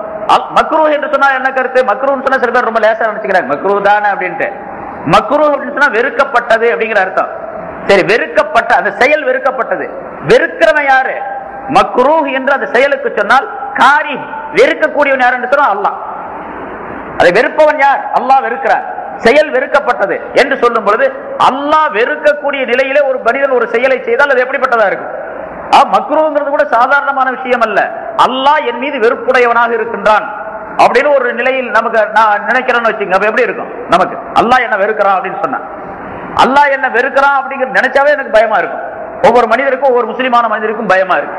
அப்ப மக்ரூஹான செயலை செய்யக்கூடிய மனிதர்கள் அனைவரையும் அல்லாஹ் வெறுக்கிறான். என்று பொருளாகும். அதனால அந்த அல்லாஹ்வுடைய வெறுப்புக்குரிய அந்த செயலை செய்யக்கூடாது. சரி, இங்கே அந்த சஹாபிக்கு ஸல்லல்லாஹு அலைஹி வஸல்லம் அவர்கள் நீ ஒலுவையும் கூட திருப்பி செய் என்று சொல்லி பாடம் புகட்டுகின்றார்கள். மற்ற உம்மத்தினருக்கும் அதை சட்டமாக சொல்லி காட்டுகின்றார்கள். இப்படி தன்னுடைய துணியை கீழே இழுத்து கொண்டு தொழும் பொழுது அந்த தொழுகையாக அல்லாஹ் தஆலாவிடத்தில் வெறுப்பிற்குரியதாக இருக்கின்றது என்பதை சுட்டி காட்டுகின்றார்கள். அப்படிப்பட்ட ஒரு சூழ்நிலை ஒரு சஹாபிக்கு ஏற்பட்டுவிடக் கூடாது என்பதற்காக ஸல்லல்லாஹு அலைஹி வஸல்லம் அவர்கள் திருப்பி ஒது செய்யும்படியாக தொழும்படியாக சொன்னார்கள். இது ரெண்டு நிலை. அதாவது அந்த துணி நஜீஸை விட்டு சுத்தமாக இருக்க வேண்டும், சுன்னத்தான அமைப்பில் இருக்க வேண்டும். மூன்றாவதாக உடுத்தப்பட்டிருக்கக்கூடிய அந்த துணியாகிறது ஹலாலான துணியாக இருக்க வேண்டும், ஹலாலான பொருளின் மூலமாக வாங்கப்பட்டதாக இருக்க வேண்டும். ஹராமான பொருளின் மூலமாக வாங்கி அந்த துணியை அணிந்து கொண்டு தொழுதால் அந்த தொழுகை ஏற்றுக்கொள்ளப்பட மாட்டார். இப்ப இகாமுஸ் ஸலா என்பதிலே இந்த துணிகள் இப்படி இருப்பதும் இகாமுஸ் ஸலா என்பதிலே சேர்ந்தது. யுகீமூன ஸலா என்பதற்குள்ளே இகாமுஸ் ஸலா என்பது இருக்கின்றது. அதாவது தொழுகையை நிலைநிறுத்துதல் என்பது அதிலே இதுவெல்லாம் சேர்ந்தது. ஒரு தொழுகையாளி அணிந்து கொண்டு தொழக்கூடிய அந்த துணிகள் இருக்கின்றனவே அதுவும் இப்படி இந்த மூன்று அம்சங்கள் உடையதாகவும் இருக்க வேண்டும். ஹராமான பொருள் இருந்தால் முன்னாலும் சொல்லி இருக்கிறார்கள் ஸல்லல்லாஹு அலைஹி வஸல்லம் அவர்கள் சொல்லுகின்றார்கள், ஒரு மனிதன் 10 திர்ஹங்கள் பெருமான ஒரு துணியை உடுத்தி கொண்டு தொழுகின்றார், அதிலே ஒரே ஒரு திர்ஹத்தினுடைய அளவு ஹராம் கலந்திருந்தால் அவருடைய தொழுகை ஏற்றுக்கொள்ளப்பட மாட்டாது என்பதாக குறிப்பிடுகின்றார்.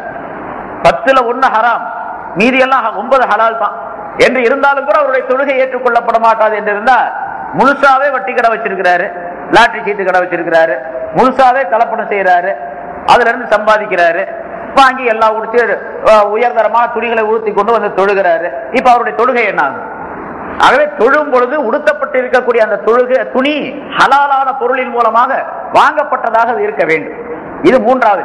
இந்த மூன்று நிலைகளும் வந்துவிட்டால் அந்த தொழுகையில அந்த துணி அணிந்திருப்பதிலே ஷரியத்தினுடைய அணிதலும் வந்துவிடும், தரீகத்தினுடைய அணிதலும் வந்துவிடும் என்று முஹிதீன் அப்துல் காதிர் ஜீலானி क़த்தஸல்லாஹு சிர்ரஹு அஸீஸ் அவங்க சொல்லி காட்டுகின்றார்கள். ஆக தொழுகையை நிலை நிறுத்துதல் என்பதிலே துணி அணிதலும் இருக்க வேண்டும், சரியாக இருக்க வேண்டும். நான்காவதாக நேரம் அறிதல் என்பதால் ஒவ்வொரு முஸ்லிமான மனிதரும் தொழுகை கடமை என்று சொல்லும் பொழுது நேரங்களை கண்காணிப்பதும் கடமை. அவருக்கு நேரங்களை கண்காணிப்பதும் கடமை. இப்ப எல்லாம் கடியாரம் வந்துருச்சு, நமக்கு வாட்சி இருக்கிறதுனால ஒன்னும் பிரச்சனையே இல்லை.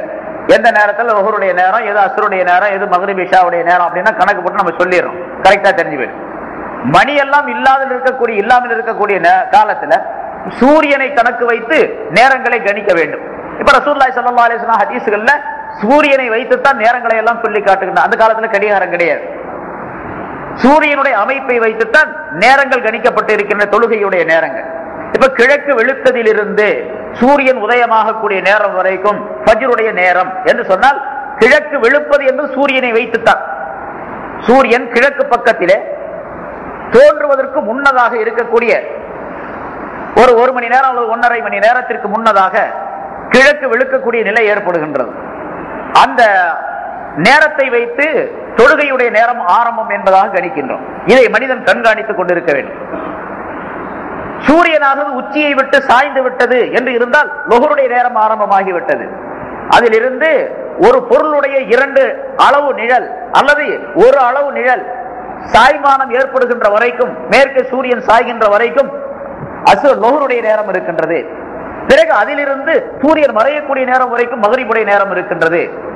பிறகு அந்த நேரத்தில் சூரியன் மறைந்த பின்னால் செம்மேகம் அல்லது வெண்மேகம் மறைந்த நேரத்தில் இருந்து இஷாவுடைய நேரம் பிந்திய இரவு வரைக்கும் இருக்கின்றது என்பதாக சொல்லப்பட்டு இருக்கின்றது. இதெல்லாம் சூரியனை கண்காணித்துக் கொண்டே இருக்க வேண்டும், நேரங்களை கவனிப்பதற்காக வேண்டி, தொழுகையுடைய நேரங்களை கவனிப்பதற்காக வேண்டி. ஆனா நாம இப்ப நமக்கு கடிகாரங்கள் இருப்பதன் காரணமாக இந்த பிரச்சனை இல்லை. ஆனா கடிகாரமும் சில நேரங்கள் கெட்டுவிடலாம். அல்லாஹ் தஆலாவுடைய அமைப்பு இருக்கின்ற நேரத்தை காட்டக்கூடிய அந்த அமைப்பு அது உண்மையிலேயே கெட்டுவிடாது. அதை கண்காணித்துக் கொண்டிருக்க வேண்டும். இரண்டாவதாக நேரங்களை கவனிப்பது என்பதிலே பாங்கு சொல்லக்கூடிய சத்தத்தை கேட்டுக்கொண்டே இருக்க வேண்டும். அதாவது எப்பொழுது பாங்கு சொல்லப்படும் என்று தன்னுடைய காதுகளை கூர்மையாக்கி வைத்துக் கொண்டே இருக்க வேண்டும். இதுவும் நேரத்தை கவனிப்பதிலே உண்டு. மூன்றாவது, எப்பொழுது பாங்கு சொல்லப்படும், எப்பொழுது நேரம் வரும் என்ற சிந்தனை கல்விலே இருக்க வேண்டும். இதுல 3 விதமான நிலைகள். தன்னுடைய கண்களை சூரியனை நோக்கி வைத்திருக்க வேண்டும். தன்னுடைய காதுகளை பாங்கை நோக்கி வைத்திருக்க வேண்டும், தன்னுடைய இதயத்தை சிந்தனையை நோக்கி வைத்திருக்க வேண்டும். இந்த மூன்று அம்சங்களும் வக்தை, நேரத்தை கடைபிடிப்பது, நேரத்தை கவனிப்பது என்பதிலே உள்ளதாகும். இதுவும் இகாமுஸ் ஸலா. ஏனென்றால் இது இல்லாம தொழுகையே கூடாது. நேரம் தவறி தொழுதார்னு வச்சுங்க, இப்ப போய் அசருடைய தொழுகை தொழுகலாமா, ஃபஜ்ருடைய தொழுகை தொழுகலாமா? இப்ப எந்த தொழுகையை தொழுகிறோமோ அந்த தொழுகை தான். இப்ப நேரம் என்பது கட்டாயமா? நேரம் என்பதும் இகாமுஸ் ஸலா, தொழுகையை நிலை நிறுத்துதல் என்பதிலே சேர்ந்ததாகும். ஐந்தாவதாக கிப்லாவை முன்னோக்குதல் அப்படிங்கிறது. இப்ப கிப்லாவை முன்னோக்குதலும் அப்படித்தான். நம்முடைய முகத்தை கொண்டு கிப்லாவை முன்னோக்குதல் அப்படின்னு நம்ம விளங்கிறோம். என்னுடைய முகத்தை கொண்டு கிப்லாவை முன்னோக்கி நாம் இந்த பக்கம் நிக்கிறோம். காபா பைத்துல்லா எந்த திசையில் இருக்கின்றது அந்த திசையை நோக்கி நிற்கிறது. அது நம்ம நாட்டுக்கு மேற்கே இருக்குது. அடுத்த நாட்டுக்கு அமெரிக்காவுக்கு போயிட்டு அங்கிருந்து கிழக்கே இருக்கும். மதீனாவிலிருந்து பார்த்தா தெற்கே இருக்குது. மக்காவுக்கு தெற்கே இருக்கக்கூடிய ஊரில் இருந்து வடக்கு நோக்கி நிற்கக்கூடிய நிலை ஏற்படும். ஆக உலகத்தில் உள்ள எல்லா நகரங்களுக்கும் நடு மையமாக அல்லாஹ் தஆலா மக்கா நகரத்தை அமைத்து வைத்திருக்கின்றான். உலகத்தில் இருக்கக்கூடிய எல்லா மனிதர்களும், இந்த பூமியில் இருக்கக்கூடிய எல்லா மனிதர்களும் வட்டமாக நின்று அதனை நோக்கி தொழ வேண்டும் என்ற நீரை ஏற்படுத்தி வைத்திருக்கின்றனர். இப்பொழுது நம்முடைய முகத்தை கிப்லாவை நோக்கி வைக்க வேண்டும். அந்த கிப்லாவை முன்னோக்குதல் என்பதிலே மூன்று அம்சங்கள். ஒன்று, முகத்தை கிப்லாவை நோக்கி வைத்திருக்க வேண்டும். இரண்டாவது, நம்முடைய முகம் கிப்லாவை நோக்கி இருக்க வேண்டும். கல்பு அல்லாஹ்வை நோக்கி இருக்க வேண்டும். கல்பு அல்லாஹ்வை நோக்கி இருக்க வேண்டும். அந்த கல்விலே அல்லாஹ் தஆலாவுடைய பயம் குடிகொண்டிருக்க வேண்டும். இந்த மூன்று அம்சங்களும் கிப்லாவை முன்னோக்குதல் என்பதிலே சேர்ந்தது. ஒரு மனிதர் இப்படி செய்கிறார், கிப்லாவை முன்னோக்கி நின்று தொழுகிறார். கிப்லாவை முன்னோக்கி நின்று தொழுகிறார். கல்பு அல்லாஹ்விடத்தில் இல்லை, அச்சம் நிறைந்தவராக, பயம் நிறைந்தவராக இல்லை என்று சொன்னால் இவருடைய தொழுகை கூடிவிடும் என்று சொல்லலாமே தவிர, தொழுகைக்கு என்ன அம்சங்கள் கிடைக்கும், நன்மைகள் கிடைக்கும், பலன்கள் கிடைக்கும் என்று ஸல்லல்லாஹு அலைஹி வஸல்லம் அவர்கள் சொல்லி காட்டுகின்றார்களோ அந்த பலன்கள் கிடைப்பது சிரமமாகிவிடும். ஒரு சமயம் கிடைக்கலாம், கிடைக்காமலும் போகலாம். அல்லாஹ் தஆலா கொடுத்தாலும் கொடுக்கலாம், கொடுக்காவிட்டாலும் இல்லை. கண்டிப்பாக கொடுப்பான் என்ற நிலை எப்பொழுது ஏற்படும்? கிப்லாவை முன்னோக்குவதில் இந்த மூன்று அம்சங்களும் இருக்க வேண்டும். அப்போதான் முகம் கிப்லாவை நோக்கி, திசையை நோக்கி இருக்க வேண்டும். கல்பு அல்லாஹ்வை நோக்கி இருக்க வேண்டும். அதே கல்பாகிறது பயம் நிறைந்ததாக இருக்க வேண்டும் என்று சொல்லப்பட்டிருக்கின்றது. ஆறாவதாக நியத்து, எண்ணத்தை சரியாக்கி கொள்ள வேண்டும். அதிலும் மூன்று நிலைகள் சொல்லப்பட்டிருக்கின்றது. எந்த தொழுகையை தொழுகின்றோமோ அந்த தொழுகையுடைய எண்ணம் மனதிலே வர வேண்டும். எந்த தொழுகையை தொழுகிறோம் அப்படிங்கிறது. இரண்டாவதாக அல்லாஹ்வுடைய சன்னிதானத்தில் நான் நிற்கின்றேன் என்ற எண்ணம் வர வேண்டும். மூன்றாவதாக அல்லாஹ் தஆலா என்னுடைய கல்விலே உள்ளதை நன்றாக அறிந்து கொண்டிருக்கின்றான், தெரிந்து கொண்டிருக்கின்றான் என்ற எண்ணம் வர வேண்டும். நம்ம நியத்து செய்யறதை அல்லாஹ் தஆலா நன்றாக தெரிந்திருக்கின்றான் என்ற எண்ணம் வர வேண்டும். இந்த மூன்று அம்சங்களும் நியத்தை சேர்ந்தது. ஏழாவதாக தக்பீர் கட்டுதல், தக்பீர் தஹரீமா கட்டுதல். அப்படி தக்பீர் தஹரீமா கட்டுதல்ல மிக சரியாக தக்பீரை கட்ட வேண்டும். இப்ப தக்பீரை கட்டுதல் அப்படின்னு காது வரைக்கும் உயர்த்துதல். இரண்டாவது தக்பீர் தஹரீமா கட்டுதல் என்பது ஒன்று. இரண்டாவது காது வரைக்கும் இரண்டு கைகளையும் உயர்த்தி கட்டுதல் என்பது இரண்டாவது. எப்படி நாம் கைகளை உயர்த்தி காதுகள் வரைக்கும் உயர்த்தி தக்பீரை கட்டுவதற்காக முனைகின்றோமோ அதே நேரத்தில் நம்முடைய கல்வை ஒருமைப்படுத்தி இந்த தொழுகையை தொழுவதற்கு, எந்த தொழுகையை தொழ போகின்றோமோ அந்த தொழுகையிலே இன்ன தொழுகையை நான் தொழுகின்றேன் என்று கல்வை லயிக்க செய்வது, இதயத்தை அதிலே ஊடுருவ செய்வது. இந்த மூன்று அம்சங்களும் தக்பீர் தஹரீமாவை சார்ந்ததாகும் என்றும் குறிப்பிடுகின்றார்கள். இந்த நிலை வந்து விட்டால் தான் இகாமுஸ் ஸலா என்பது ஏற்படும் என்பதாக சொல்லி காட்டுகின்றார்கள். இப்ப தக்பீர் தஹரீமா கட்டுவதிலே, கையை தூக்குவதிலே, எப்படி கையை தூக்குவது என்பதிலே கருத்து வேறுபாடுகள் இருக்கின்றன. ஏன்னா ஹதீஸ்ல ஸல்லல்லாஹு அலைஹி வஸல்லம் சொல்லி இருக்கக்கூடிய ஹதீஸ்ல புஜத்திற்கு நேராக என்பதாகவும் சில ஹதீஸ்கள் இருக்கின்றது, காதுகளுக்கு நேராக என்பதாகவும் சில ஹதீஸ்கள் இருக்கின்றது. இப்ப சில உலமாக்கள் அது ரெண்டுமே ஒண்ணுதான் அப்படிங்கிறாங்க. காதுகளுக்கு நேராக என்ற ஹதீஸை இமாம் அபூ ஹனீஃபா ரஹ்மத்துல்லாஹி அலைஹி அவர்கள் எடுத்துக்கொண்டு காதுகளுக்கு நேராக கை விரல்கள் இருக்கக்கூடிய அளவில், அமைப்பில் என்பதான் சொல்லி காட்டப்பட்டிருக்கிறது. அது எப்படி இருக்க வேண்டும் என்பதை விளக்கும் பொழுது ஹனபி மதுஹபுடைய முறைப்படிக்கு இந்த கைகளை காது வரைக்கும் உயர்த்த வேண்டும். உயர்த்தும் பொழுது இந்த கைகளுடைய பெரு விரல் இருக்கின்றதே, பெருவிரலுடைய நுனி காதினுடைய இந்த ஓரம் சோனை இருக்கின்றதே, இதுக்கு நேராக வரக்கூடிய அளவுக்கு, அந்த நேராக வருவது என்பது உறுதிப்பட வேண்டும் என்று சொன்னால் அந்த காது சோனையை தொட்டு கொண்டிருக்க வேண்டும்.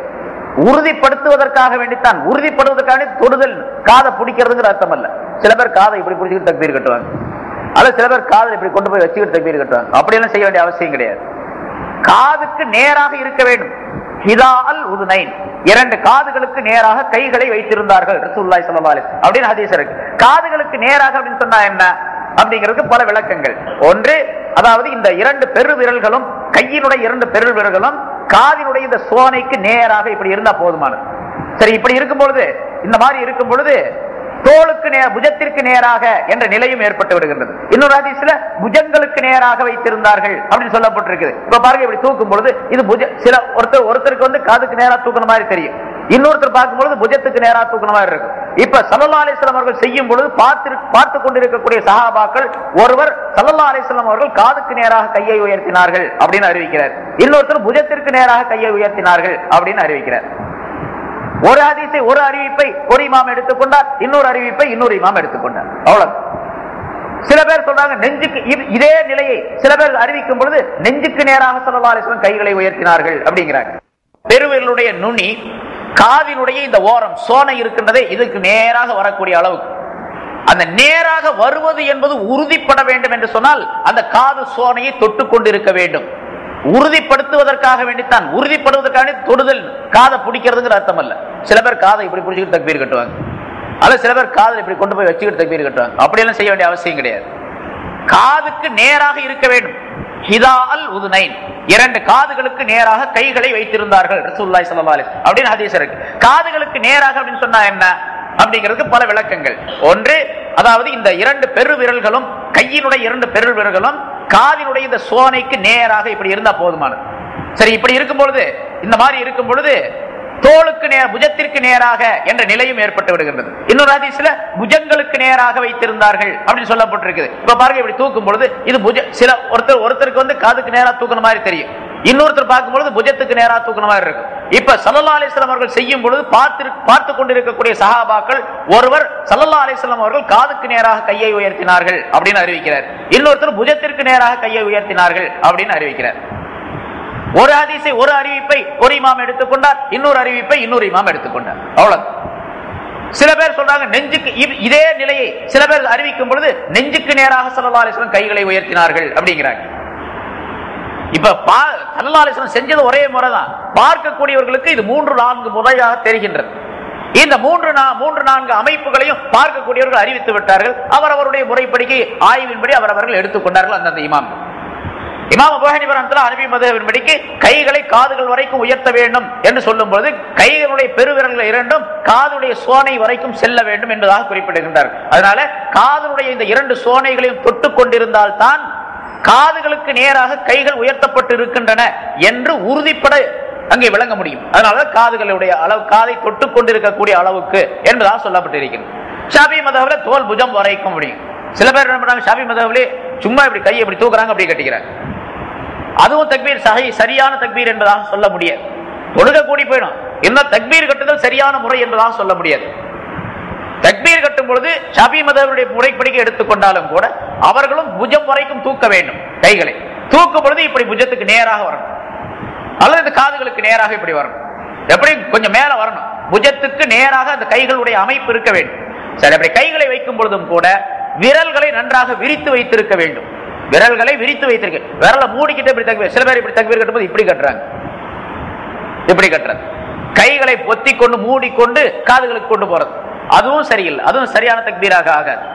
கை விரல்களை விரித்து வைத்திருக்க வேண்டும். அந்த கை உள்ளங்கை இரண்டும் கிபிலாவை முன்னோக்கி இருக்க வேண்டும். எப்படி முகம் முன்னோக்கப்பட்டிருக்கின்றதோ அது போன்று உடலில் இருக்கக்கூடிய எல்லா உறுப்புகளும் கிபிலாவை முன்னோக்கி இருக்க வேண்டும். தக்பீர் கட்டும் பொழுது உள்ளங்கை கிபிலாவை முன்னோக்கி இருக்க வேண்டும். சில பேர் இப்படி கட்டுறாங்க, இப்ப உள்ளங்கை கிபிலாவை முன்னோக்கியதாக ஆகாது. உள்ளங்கை கிபிலாவை முன்னோக்கி கொண்டிருக்க வேண்டும், இப்படி தக்பீர் கட்ட வேண்டும். அதே போன்று கால்களை வைத்திருக்கக்கூடிய நிலையும் அப்படி இருக்க வேண்டும். கால்கள் இரண்டும், பாதங்கள் இரண்டும் கிபிலாவுக்கு நேராக அந்த விரல்கள் இருக்கக்கூடிய அமைப்பில் இருக்க வேண்டும். சில பேர் பாத்தீங்கன்னா இப்படி வடக்கு தெற்கு வடக்காக கால அப்படியா விரித்து கொண்டு வைத்திருப்பார்கள். இப்ப கிபிலாவை முன்னோக்கியதாக அது ஆகாது. உடலுடைய எல்லா உறுப்புகளும் கிபிலாவை முன்னோக்கியதாக இருக்க வேண்டும். இதெல்லாம் தக்பீர் கட்டுதலே சேர்ந்தது. அதே போன்று கைகளை உயர்த்தி கட்டுதல், பிறகு கல்பாகிறது அல்லாஹ் தஆலாவுடைய சன்னிதானத்தில் இருக்க வேண்டும். கைகள் தான் இப்படி உயர்ந்திருக்க வேண்டும். கல்பு எதை தொழுகின்றோமோ அந்த தொழுகையை பற்றி நினைவு கொண்டு தக்பீர் கட்டக்கூடிய அம்சம் இருக்க வேண்டும். அப்படி தக்பீர் கட்டிட்டார் அல்லாஹு அக்பர் அப்படின்னு சொல்லிட்டு அந்த தக்பீர் கட்டுதலிலே அதுவும் ஸல்லல்லாஹு அலைஹி வஸல்லம் அவர்கள் பலவிதமாக செய்தார்கள் என்பதாக அறிவிப்பு சொல்லப்பட்டு இருக்கின்றது. இது பார்க்கக்கூடியவருடைய மனிதருடைய நிலைதான். அறிவிப்பாளர்கள் சஹாபாக்கள் பார்க்கும் பொழுது ஸல்லல்லாஹு அலைஹி வஸல்லம் இப்படி கட்டினார்கள் என்று ஒருவர் அறிவிக்கின்றார், இன்னொருவர் இப்படி அறிவித்திருக்கின்றார். ஸல்லல்லாஹு அலைஹி வஸல்லம் ஒரே மாதிரியாக கட்டி இருக்கலாம், அல்லது சில சமயங்களில் வேறு வேறு விதமாகவும் கட்டி இருக்கலாம். அந்த முறைகளை எடுத்து ஆய்வு செய்து இமாம்கள் நமக்கு தெளிவுபடுத்தி தந்திருக்கின்றார். நாம் எந்த மதுஹபை பின்பற்றி இருக்கின்றோமோ அந்த மதுஹபு உடைய இமாம்கள் அவருடைய ஆய்வாளர்கள் எப்படி சொல்லுகின்றார்களோ அந்த முறைப்படி செய்துட்டு போயிடும். இமாம் அபூ ஹனீஃபா ரஹ்மத்துல்லாஹி அலைஹி ஹனபி மதுஹப் படிக்க சொல்லும் பொழுது கைகளை தக்பீர் கட்டும் பொழுது தக்பீர் கையை தூக்கியாச்சு, பிறகு கட்டும் பொழுது இப்படி கட்ட வேண்டும். அதாவது இந்த வலது கையினுடைய உள்ளங்கை இடது கையினுடைய இந்த முதுகின் மீது உள்ளங்கையினுடைய முதுகின் மீது வைக்கப்பட்டு 2 விரல்களும் மணிக்கட்டை சுற்றி பிடித்ததாக வளையமிட்டதாக இந்த 3 விரல்களையும் இப்படி மேலே வைத்து தொப்புளுக்கு சற்று கீழாக, தொப்புளுக்கு கீழே, தொப்புள் மேல தெரியக்கூடிய அளவுக்கு. சில பேர் என்ன பண்ணாங்க, தொப்புளுக்கு கீழேன்னு சொன்னவொன்னு ஒரேடியா கீழே கொண்டு போயிடுறாங்க. அவங்கள பார்த்தா சமயத்துல கொஞ்சம் அசிங்கமாக தெரியும். கீழே போய் கட்டிட்டு தக்பீர் கட்டிட்டு இப்படி தொங்க விட்டுட்டு இருந்தா அவங்க தக்பீர் கட்டின மாதிரியே தெரியறது இல்லை. சில பேர் ரொம்ப பேர் அப்படி சொல்லுறாங்க. ஹனபி மதுஹப்ல தொப்புளுக்கு கீழே கட்டினா அவ்வளவுதான். ஷாஃபி மதுஹப்ல அதே மாதிரி தான், இப்படித்தான் கையை வைக்கணும். எப்படி கையை வைக்கிற சொன்னமோ அதே மாதிரி வச்சு தொப்புளுக்கு மேல கட்டணும். இந்த ரெண்டுக்கு எவ்வளவுங்க, 2 இன்ச்சு தான் வித்தியாசம். இவர் 2 இன்ச்சு மேல கட்டினா ஒரு 2 இன்ச்சு கீழே கட்டுவார், அவ்வளவுதான் வித்தியாசம். சில பேர் தக்பீர் கட்டுறது ஒரே. இப்போ ஒரு மதுஹப் ஒண்ணு வந்திருக்குது, எந்த மத எதுலையும் சேராத மதம், கழுத்துல கட்டிக்கிறான், இப்படி கட்டிக்கிறான் கழுத்துல. அது கையை இப்படி வைக்கிறதும் இல்லை, இப்படி வைக்கிறதும் இல்லை, இப்படி வச்சுக்கிறான், இப்படி வச்சு இப்படி கட்டிக்கிறான். அப்படி ஒரு மதுஹப். இப்போ அவன் சொல்றபடி பார்த்தா 4 மதுஹப் இல்ல 4000 மதுஹப் வேணும், அப்பதான் அவன் கொண்டு சரியா வரும். ஏன்னு கேட்டா குர்ஆனை பார்த்து ஹதீஸை பார்த்து எல்லாம் அமல் செய்யுங்க அப்படின்னு சொல்றாங்க. இந்த இமாம்களை எல்லாம் பின்பற்ற வேண்டியதில்லை, ஃபிக்ஹுகளை எல்லாம் புகாக்கெல்லாம் தேவையில்லை அப்படிங்க. குர்ஆன் ஹதீஸை பார்த்து விளங்கி அவன் அமல் செய்யறதா இருந்தா ஒவ்வொருத்தருக்கும் ஒரு மதுஹப் தனித்தனியா வேணும். 4 மதுஹப் பத்தாது, 4000 பத்தாது, 4 லட்சம் பத்தாது, ஒவ்வொருத்தருக்கும் ஒரு மதுஹப் வேணும். இல்லைன்னு சொன்னா, ஏன்னா நான் ஒரு மாதிரி விளங்குவேன், அவர் ஒரு மாதிரி விளங்குவாரு, அவர் ஒரு மாதிரி விளங்குவார், ஒவ்வொருத்தரும் ஒவ்வொரு மாதிரி விளங்கிட்டு போயிடுவாங்க. ஏன்னா குர்ஆன் ஹதீஸ்கள் அப்படித்தான் இருக்குது. புகாரிலேயே நிறைய ஹதீஸ்கள் அப்படி இருக்குது.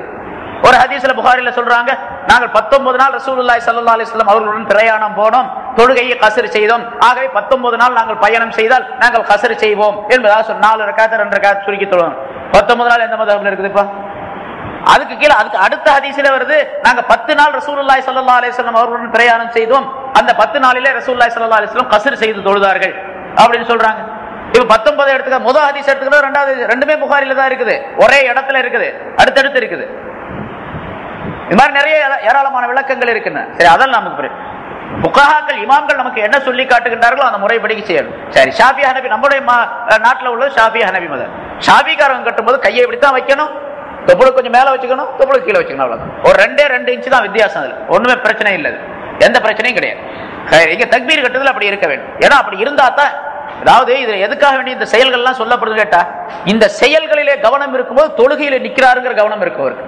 தொழுகையில நான் நிக்கிறேன் அப்படிங்கிற கவனம் இருக்கு. தொழுகையில நிக்கிறேன் கவனம் இருந்தா தான் நம்ம என்ன ஓதுறோம், எப்படி செய்யறோம், என்ன செஞ்சுக்கிட்டு இருக்கிறோம், எதை ஓதிக்கொண்டு இருக்கின்றோம், என்னென்ன செயல்களை செய்கின்றோம் அப்படிங்கிற நினைவு எல்லாம் வரும். அதனால இந்த செயல்களை முதலாவதாக இந்த அமைப்புகளை சரிபடுத்திக் கொள்ள வேண்டும். தக்பீர் கட்டுறதுல இந்த 3 வகையான நிலைகள். 8வது 7 விஷயம் சொல்லியாச்சு. 8வது நிலை நிற்குதல். தொழுகையில நிலை நிற்குதல். அதான் நிலை நிற்கும் போது கால முதல்ல சொன்னபடி கிப்லாவை முன்னோக்கி அது பாதங்களுடைய விரல்களா இருக்கக்கூடிய அளவுக்கு இருக்க வேண்டும். தொழுகையில விழித்துக் கொண்டுதான், அதாவது நிலையில விழித்துக் கொண்டுதான் இருக்க வேண்டும். கண்ணை மூடிக்கிட்டு நிற்க கூடாது. கண்ணை மூடிக்கொண்டு தொழுகையில நிற்பது மக்ரூஹ். கண்ணை சில பேர் அந்த பயபக்தி ஏற்படுவதற்காக கண்ணை மூடிக்கிட்டு நிக்கணும் அப்படின்னு சொல்லுவாங்க. அது ஏதாவது சில சந்தர்ப்பங்களில் அப்படி நிற்கலாமே தவிர எல்லா நேரங்களிலும் எல்லா தொழுகையிலும் கண்களை மூடிக்கொண்டு நிற்க கூடாது, மக்ரூஹ் இருக்கின்றது. அதனால கண்ணை திறந்துதான் நிக்கணும். ஏன்னா தொழுகையில நிற்கும் போது இதே மஸ்ஜித்ல தான் எல்லா நேரத்திலும் தொழுவோம்னு சொல்ல முடியாது. சில நேரங்களில் ட்ரெயின்ல தொழுவோம், வீட்டுல தொழுவோம், காட்டுல தொழுவோம், மேட்டுல தொழுவோம், எங்கேயாவது இடத்துல தொழுவோம். கண்ணை மூடினா பாம்பு வரும், பள்ளி வரும், தேள் வரும், ஒன்றும் தெரியாது. கண்ணை மூடிட்டு ஒரு பக்தியா தொழுகும் போது அது வந்து கடிச்சிட்டு போயிரு, பக்தியா தொழுகிறான்னு பார்த்துக்கிட்டு இருக்காது. அதனால கண்ணை திறந்துதான் தொழுகணும், கண்ணை மூடிக்கொண்டு தொழக்கூடாது. ஒரு சம்பவம் கூட சொல்லப்பட்டு இருக்கின்றது. சமீபத்தில் தேவபந்து உலமாக்கள் சார்பாக சொல்ல அவங்க மூலமாக வந்த ஒரு சம்பவம். ஒரு பெரியார் கனவு கண்டார். அந்த கனவுல ஒரு அழகான உருவம் அந்த மனிதருக்கு, அவருக்கு, அந்த பெரியவருக்கு தோற்றம் அளிக்கின்றது. ரொம்ப அழகா இருக்கு, பார்க்கறது ரொம்ப அழகா. அவ்வளவு அழகான உருவம், பார்த்து கொண்டே இருக்கலாம் போல இருக்கு, அவ்வளவு அழகான உருவம். ஆனா அந்த அழகான உருவத்துக்கு கண்கள் மட்டும் இல்லை, கண்ணு மட்டும் ஒரு விதமான, அதாவது கண் அவிந்த நிலையில இருக்கின்றது. கண் போய் பார்வை இல்லாது கண் அவிந்த நிலையில இருக்கின்றது. திடீர்னு விழித்துக் கொள்ளுகின்றார். அதற்கு விளக்கம் கேட்ட பொழுது மற்றொரு பெரியார் ஒரு ஆலிம் அவர் விளக்கம் சொல்லும் பொழுது, அந்த அழகான உருவம் உங்களுடைய தொழுகை, அந்த தொழுகையிலே நீங்கள் கண்களை மூடிக்கொண்டிருக்கின்ற காரணத்தினால், அப்ப கேட்கிறாரு, நீங்க தொழுகும் பொழுது கண்களை மூடிக்கொண்டு இருப்பீர்களா திறந்து கொண்டு இருப்பீர்களா அப்படின்னு சொல்லி. நான் கண்களை மூடித்தான் தொழுவேன் அப்படின்னு சொல்லி. அதுதான் அந்த கனவுக்கு விளக்கம் என்பதாக அவர் சொல்லுகின்றார். நீங்க கண்கள் தொழுகை அருமையான தொழுகை, நீங்க தொழுது இருக்கக்கூடிய தொழுகை, ஆனா அந்த தொழுகையில கண்களை மூடிக்கொண்டிருந்த காரணத்தினால் அந்த தொழுகையினுடைய அம்சமே குறைவுபடுகின்றது என்பதாக குறிப்பிட்டார்கள். அதுபோல கண்களை திறந்துதான் தொழுகணும் பெரும்பாலான நேரங்களில். சில நேரங்களில் மனசுல ஓர்மை வருவதற்காக செய்யலாம், அது வேற விஷயம். பெரும்பாலும் எல்லா நேரங்களிலும் அது கண்களை திறந்து கொண்டு தொழுக வேண்டும். சரி, அப்ப கண்கள் தண்டின் மீது அந்த பார்வை இருக்க வேண்டும், மூக்கு தண்டின் மீது அந்த பார்வை இருக்க வேண்டும். சுஜூது செய்வது நெற்றியையும் வைக்க வேண்டும், மூக்கையும் வைக்க வேண்டும். நெற்றியை வைப்பது பர்லு, மூக்கை வைப்பது வாஜிபு. மூக்கையும் சேர்த்துத்தான் வைக்கணும். சில பேர் தலையை மட்டும் வைப்பாங்க, நெத்தியை மட்டும் வைப்பாங்க, மூக்கை சட்டுன்னு தூக்கிவாங்க. மூக்கையும் சேர்த்துத்தான் சஜிதாவில் செய்ய வேண்டும். ஆனா மூக்கு சஜிதாவுடைய உறுப்புகளிலே சேர்ந்தது அல்ல. சஜிதாவுடைய உறுப்புகள் 7 உறுப்புகள். நெற்றி, 2 கைகள், 2 முன்கைகள், 2 முழங்கால்கள், 2 பாதங்கள். இந்த 3 6, நெற்றி 1 7. ஆனா மூக்கை வைப்பது வாஜிபாக்கப்பட்டு இருக்கின்றது. மூக்கையும் சேர்த்துத்தான் சஜிதா என்பதாக சொல்லப்படும். அப்படி மூக்கை வைக்கக்கூடிய நேரத்தில் பார்வை மூக்கை நோக்கி இருக்க வேண்டும், மூக்கந்தண்டை நோக்கி இருக்க வேண்டும். இது சுஜூதுடைய நிலையில. இருப்பு இருக்கக்கூடிய நேரத்தில் தன்னுடைய மடியை பார்த்து கொண்டு இருக்க வேண்டும். இப்படி இந்த நிலை நமக்கு பழக்கப்பட்டு விட்டால் நம்முடைய பார்வையாக சிதறி செல்லாது, வேறு இடங்களுக்கு செல்லாது. சில பேர் தக்பீர் கட்டிக்குவாங்க, நேரம் அங்க பார்ப்பாங்க, ரொம்ப தூரம் வரைக்கும் பார்ப்பாங்க, கடைசியில நிப்பாருங்க. ரொம்ப பேர் நம்ம பார்த்திருக்கிறோம், கடைசியில சஃப்ல மஸ்ஜித்ல கடைசியில நிப்பாரு. இந்த முன்னால மெஹராப்ல இருக்கிறவர் அவர் பார்த்துக்கிட்டே தொழுவார். சில பேர் ஒரேடியா மேல ஃபேனை பார்த்துக்கிட்டே தொழக்கூடிய ஆள்லாம் இருக்கிறாங்க. நீங்க வேணா பாருங்க, டெஸ்ட் பண்ணி பாருங்க. சில பேர் ஒரேடியா தலையை கீழே போட்டு இப்படி தொழுகிற ஆள்லாம் இருக்கிறாங்க. சில பேர் முதுக வளைச்சுக்கிட்டு இப்படி பயபக்தியா பயபக்தி என்பது முதுகுல கிடையாது. அதில் துமரல் எல்லாம் ஒருத்தர் தொழுதுகிட்டு இருந்தாரு, இப்படி குனிஞ்சு ரொம்ப பக்தியா தொழுகிறாரு. நல்லா நிமிர்ந்துதான் நடக்கிறாரு, தொழுது போது மட்டும் இப்படி குனிஞ்சுக்கிறாரு. அப்படி சில பேர் இருக்கிறாங்க. அந்த பயபக்தி எல்லாம் அல்லாஹ் தஆலா இடத்தில் ஏற்றுக்கொள்ளப்பட மாட்டது. அப்படி ஒருத்தர் தொழுதுகிட்டு இருந்தாரு, இப்படி வளைஞ்சு தக்பீர் கட்டி குனிஞ்சு வளைஞ்சு தொழுதுகிட்டு இருந்தாரு. அதற்கு உமர் ரலியல்லாஹு தஆலா அன்ஹு தங்களுடைய வாளாலோ அல்லது சாட்டையாலோ பின்னால போய் குத்தி நேரா நிமிர்ந்து நின்று உன்னுடைய முதுகை வளைக்கிறதுல ஹஷியத் என்பது பயபக்தி என்பது கிடையாது. பயபக்தி என்பது இங்க உள்ளது அப்படின்னு சொல்லி காட்டினாங்க. அது இதயத்தில் உள்ளது. நீ முதுக வளைக்கிறதுனால பயபக்தி வந்துருமா என்று சொல்லி காட்டினார்கள். அதனால முதுக வளைக்க கூடாது, நிமிர்ந்து நிக்கணும் அப்படிங்கிற அர்த்தம் அல்ல. அந்த நிமிர்ந்து நிற்பதில் நேரான நடுநிலையான ஒரு அம்சம் உண்டு. அதுதான் அந்த பார்வையை வைக்கக்கூடியது. அது வந்துவிடும். பார்வையை நிற்கக்கூடிய நேரத்திலே சுஜூதுடைய இடத்திலே, ருகூவிலே பாதங்களிலே, சுஜூதிலே மூக்கம் தண்டிலே, இருப்பிலே மடியிலே இந்த அமைப்பு வந்துவிட்டால் நேரான ஒரு அம்சம் வந்துவிடும். இதெல்லாம் நிலை நிற்கக்கூடிய நேரத்தில் ஏற்படக்கூடியது. சரி, அப்படி இப்ப பார்வை இருப்பது, இதெல்லாம் அந்த பார்வையை அந்தந்த இடங்களில் வைப்பது. அதே போன்று கல்வை அல்லாஹ்வின் பக்கம் திருப்பி வைப்பது, தன்னுடைய தலையை வேறு எந்த பக்கம் திருப்பாமல் இருப்பது. இந்த 3 அம்சங்களும் கியாம் என்பதிலே சேர்ந்ததாகும். 9வது கிராத் ஓதுவது. கிராத் ஓதுவதில் கட்டாயமாக சூரத்துல் ஃபாத்திஹாவை ஓத வேண்டும். இமாமா இருக்கக்கூடியவரும் முக்ததிகளாக இருக்கக்கூடிய ஷாஃபியாலா இருந்தால் கட்டாயமாக ஓத வேண்டும் அவர்கள். மறுபடியும் தனியாக தொழக்கூடிய நேரத்தில் அது பரலான தொழுகையாக இருந்தாலும் சரி, சுன்னத்து நஃபில் எந்த தொழுகையாக இருந்தாலும் சரி, சூரத்துல் ஃபாத்திஹா ஓத வேண்டும். இரண்டாவதாக ஓதக்கூடிய அந்த சூரா, அந்த ஆயத்துக்களை சிந்தனை செய்ய வேண்டும். என்ன ஓதுகின்றோம் அப்படிங்கிற சிந்தனை இருக்க வேண்டும். அர்த்தமே தெரியாவிட்டாலும் கூட இது அல்லாஹ்வுடைய கலாம், அல்லாஹ்வுடைய கலாமை நான் ஓதிக்கொண்டிருக்கின்றேன் என்ற எண்ணம் வர வேண்டும்.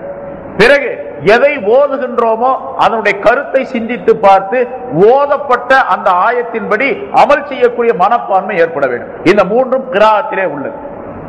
பிறகு 10வதாக ருக்கூ செய்வது. ருக்கூ செய்யக்கூடிய நேரத்தில் முதுகை சரியாக அமைத்துக் கொள்ளுவது. முதுகை தலை மேல இருக்கக்கூடாது, பின்னால் இருக்கக்கூடிய பின்புறம் கீழே இருக்கக்கூடிய அம்ச நிலையிலும் இருக்கக்கூடாது. முதுகு நேராக, தலையும் முதுகும் நேராக இருக்கக்கூடிய அமைப்பில் ருக்கூ செய்ய வேண்டும். உதாரணமாக அதற்கு புகஹாக்கள் சொல்லக்கூடிய ஒரு நிலை, ஒரு பந்தை முதுகின் மீது வைத்தால் அது உருண்டு ஓடாமல் இருக்க வேண்டும், அந்த அமைப்பில் இருக்க வேண்டும். அப்படின்னா முதுகு பள்ளமா இருக்கணும் அப்படிங்கிற அர்த்தம் அல்ல.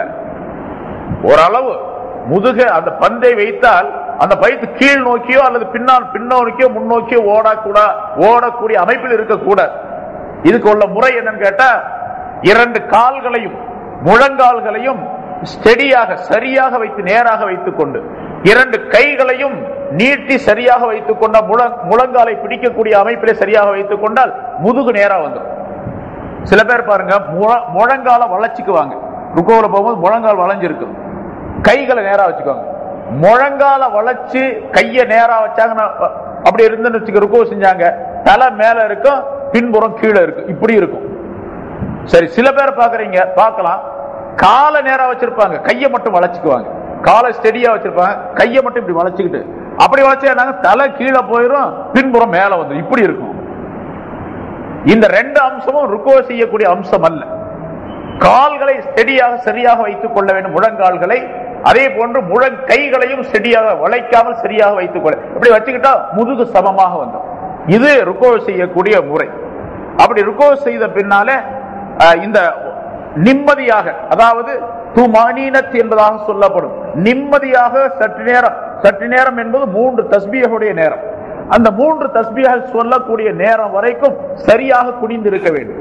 3 தஸ்பீஹ் என்பது சுப்ஹான ரப்பியல் அலீம், அல்லது ஷாஃபி மذஹபின் படிக்க வைத்துக் கொண்ட சுப்ஹான ரப்பியல் அலீம் வ பிஹம்திஹி என்று சொல்லுகின்றார்கள். அந்த வ பிஹம்திஹிங்கிறத ஹனஃபி மذஹபில் சொல்ல மாட்டாங்க, ஷாஃபி மذஹபில் சொல்லுவாங்க.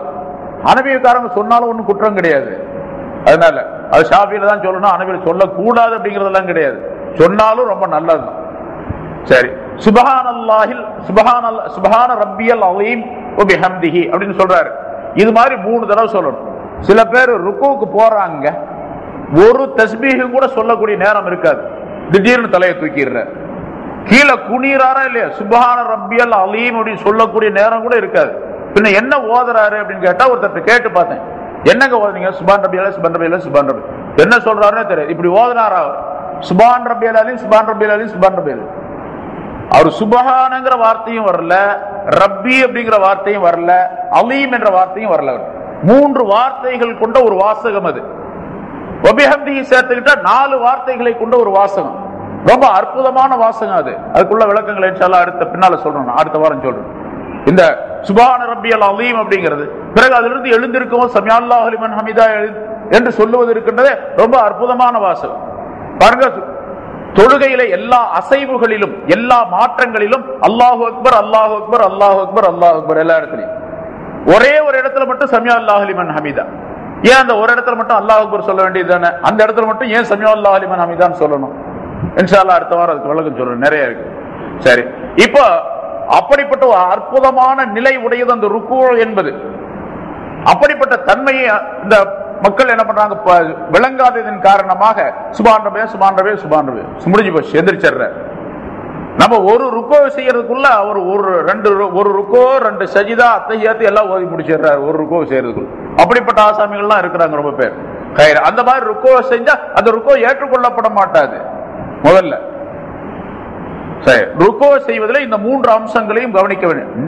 நிம்மதியாக இருந்து செய்யக்கூடிய நிலை, அதாவது தன்னுடைய முதுகை சரியாக அமைத்திருக்க வேண்டும், தன்னுடைய முழங்கால்களை சரியாக பிடித்திருக்க வேண்டும், நிம்மதியாக சற்று நேரம் அமைதியாக இருக்க வேண்டும். இந்த 3 ருக்குவிலே செஞ்சது. அதே போன்று சுஜூதிலே 3 அம்சங்கள். தன்னுடைய கைகளை காதுகளுக்கு நேராக வைத்திருக்க வேண்டும். சுஜூத் செய்யும் பொழுது கைகளை கொண்டு போய் இப்படி நேரா வச்சு, இந்த மூக்குடைய தண்டு இருக்குது பாருங்க, நுனி, மூக்கின் நுனியாகிறது இந்த 2 பெருவிரல்களுக்கு நேராக வரக்கூடிய அளவுக்கு மூக்க வச்சு இந்த 2 கையும் வைக்கும். 2 கைகளையும் ரொம்ப அகலமாக விரித்து வைக்க கூடாது, அல்லது கன்னத்தோடு முகத்தோடு சேர்த்து ஒட்டி வைக்கவும் கூடாது.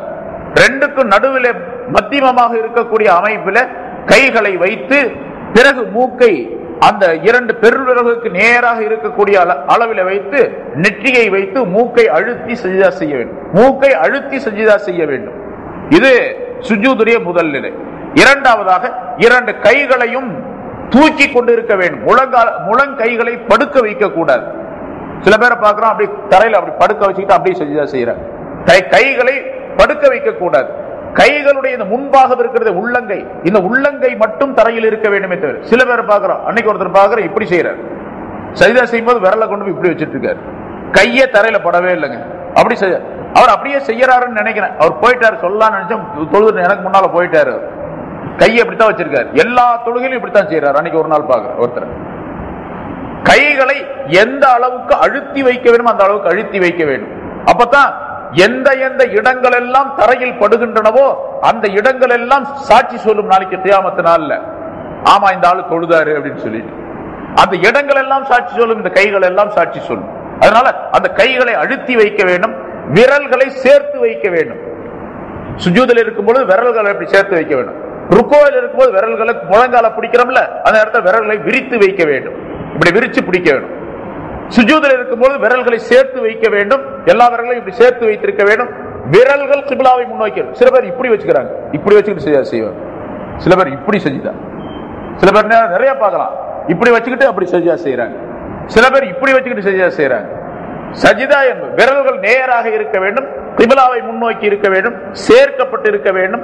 இந்த இரண்டு கைகளுக்கு மத்தியில முகம் இருக்க வேண்டும். அது இந்த பெருவிரலுக்கு நேராக மூக்கு வர வேண்டும். இந்த அம்சம் சுஜூதுடைய அம்சம்.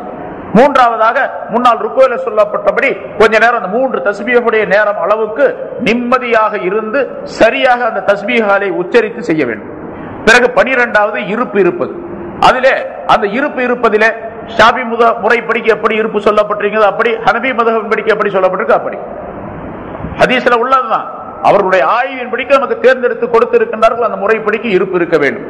அதாவது ஹனபி மதுஹபின் படிக்கு இடது காலை விரித்து வைத்து இடது காலுடைய அந்த பாதத்தின் மீது உட்காருவது, வலது காலை நட்டு வைத்துக் கொள்வது. ஷாபி மதுஹபின் படி வலது காலை நட்டு வைப்பது, இடது காலை அந்த வலது காலுக்கு கீழாக வெளிப்படுத்துவது, தன்னுடைய ஆசனத்தின் மீது உட்காருவது, தரையிலே உட்காருவது. இது ஷாபி மதுஹபினுடைய முறை. இந்த முறைப்படி உணர்ந்து கொள்ள வேண்டும். பிறகு அத்தஹியாத்து ஓதுவது இரண்டாவது. அதாவது இருப்பு இருப்பதிலே 3 அம்சங்கள். ஒன்று சரியான முறையிலே உட்காருவது, இரண்டாவது அத்தஹியாத்து ஓதுவது, அத்தஹியாத்து ஸலவாத் எல்லாவற்றையும் ஓதுவது, மூன்றாவது சலாம் கொடுப்பது. இந்த 3 அம்சங்களும் இருப்பிலே சேர்ந்தது. ஆக இந்த 12 விஷயங்கள், இந்த 12 விஷயங்களுக்குள்ளே அது ஒவ்வொன்றுக்கும் விளக்கம் சொல்லணும்னா ஏராளமா இருக்குது, காலமெல்லாம் சொல்லிட்டே இருக்கலாம், அவ்வளவு விளக்கங்கள் இருக்கின்றன. அதனால இந்த 12 அம்சங்களையும் கவனித்துக் கொள்ள வேண்டும். இந்த 12 அம்சங்கள் ஒவ்வொன்றிலும் 3 சொன்னோம். இந்த 12 36 விஷயங்களையும் சரியாக ஒரு மனிதன் கடைபிடித்து விட்டால் அவர் இகாமத்து ஸலா தொழுகையை நிலை நிறுத்துதல் என்பதிலே சேர்ந்தவராவார். யுகீமூன ஸலா என்று அல்லாஹ் சொல்லுகின்றானே அது உடையவராக அவர் ஆகிவிடுவார். அவர்தான் முத்தகீன்களுடைய அம்சம் உள்ளவர் என்பதாக அல்லாஹ் தஆலா சொல்லி காட்டுகின்றான். அல்லதீன யுமினூன பில் கைபி வ யுகீமூன ஸலா, மறைவானவற்றை கொண்டு அவர்கள் நம்பிக்கை கொள்வார்கள், ஈமான் கொள்ளுவார்கள், யுகீமூன ஸலா தொழுகையை நிலைநிறுத்துவார்கள் என்பதாக சொல்லி காட்டுகின்றார். இன்ஷா அல்லாஹ் தொழுகையை பற்றி இன்னும் பல விஷயங்கள் இருக்குன்னு அடுத்த வாரம் பார்ப்போம். எனவே தொழுகை என்பது இந்த எல்லா இப்ப சொல்லப்பட்ட விஷயம் ரொம்ப சுருக்கமான விஷயத்தை சொன்ன காலமெல்லாம் சொல்லிட்டு இருக்கலாம், அவ்வளவு விஷயங்கள் இருக்குது தொழுகையில.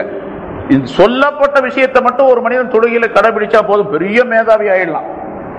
அந்த மேதாவித்தனம் என்பது ஆகிரத்தில் கிடைப்பது என்பது மட்டுமல்ல, இந்த உலகத்தினுடைய வாழ்க்கையிலே கிடைக்கும். உலகத்தினுடைய நம்முடைய செயல்களின் ஒவ்வொரு நேரத்தில் ஒவ்வொரு விஷயத்திலும் இந்த தொழுகையுடைய அம்சங்கள் கட்டாயமாக மனிதனுக்கு தேவைப்படுகின்ற அமைப்பில் தான் அல்லாஹ் தஆலா ஆக்கி வைத்திருக்கின்றார். இதுதான் நம்முடைய வாழ்க்கைக்கு அசலாக ஆக்கப்பட்டு இருக்கின்றது. நாம் சாப்பிடுவதற்கு, சம்பாதிப்பதற்கு, தூங்குவதற்கு, திருமணம் செய்வதற்கு, குழந்தைகளை பெற்றெடுப்பதற்கு, அவர்களை வளர்ப்பதற்கு, தர்பியத்து செய்வதற்கு, இன்னும் என்னென்ன தொழில்கள் செய்கின்றோமோ, வேலைகள் செய்கின்றோம், வியாபாரம் அத்தனைக்கும் அடிப்படையாக அசலாக ஆக்கப்பட்டு இருக்கிற இந்த தொழுகை. இந்த தொழுகையின் மூலமாகத்தான் அதெல்லாம் சரிப்படுத்தப்பட வேண்டும். அந்த நியதியை வைத்துத்தான் அல்லாஹ் தஆலா தொழுகையை தலையான கடமையாக ஆக்கி வைத்திருக்கின்றான். தொழுகை இல்லை என்று சொன்னால் எல்லா விதமான அமல்களும் அந்த மனிதனுக்கு கிடையாது என்ற நிலையை அல்லாஹ் தஆலா அமைத்து வைத்திருக்கின்றான். ஆகவேதான் குர்ஆனிலே முதலாக எடுத்து முத்தகீன்களை பற்றி அல்லாஹ் தஆலா சொல்லி காட்டி, முத்தகீன்கள் முதல்ல ஈமான் கொள்ளுவார்கள், இரண்டாவது தொழுகையை நிறைவேற்றுவார்கள் என்பதாக அல்லாஹ் இங்கே சொல்லி காட்டுகின்றான். ஆகவே அப்படிப்பட்ட தொழுகை உடையவர்களாக என்னையும் உங்களையும் அல்லாஹ் தஆலா ஆக்கி அருள்வானாக. வ ஆகிரு தஅவானா அல்ஹம்துலில்லாஹி ரப்பில் ஆலமீன்.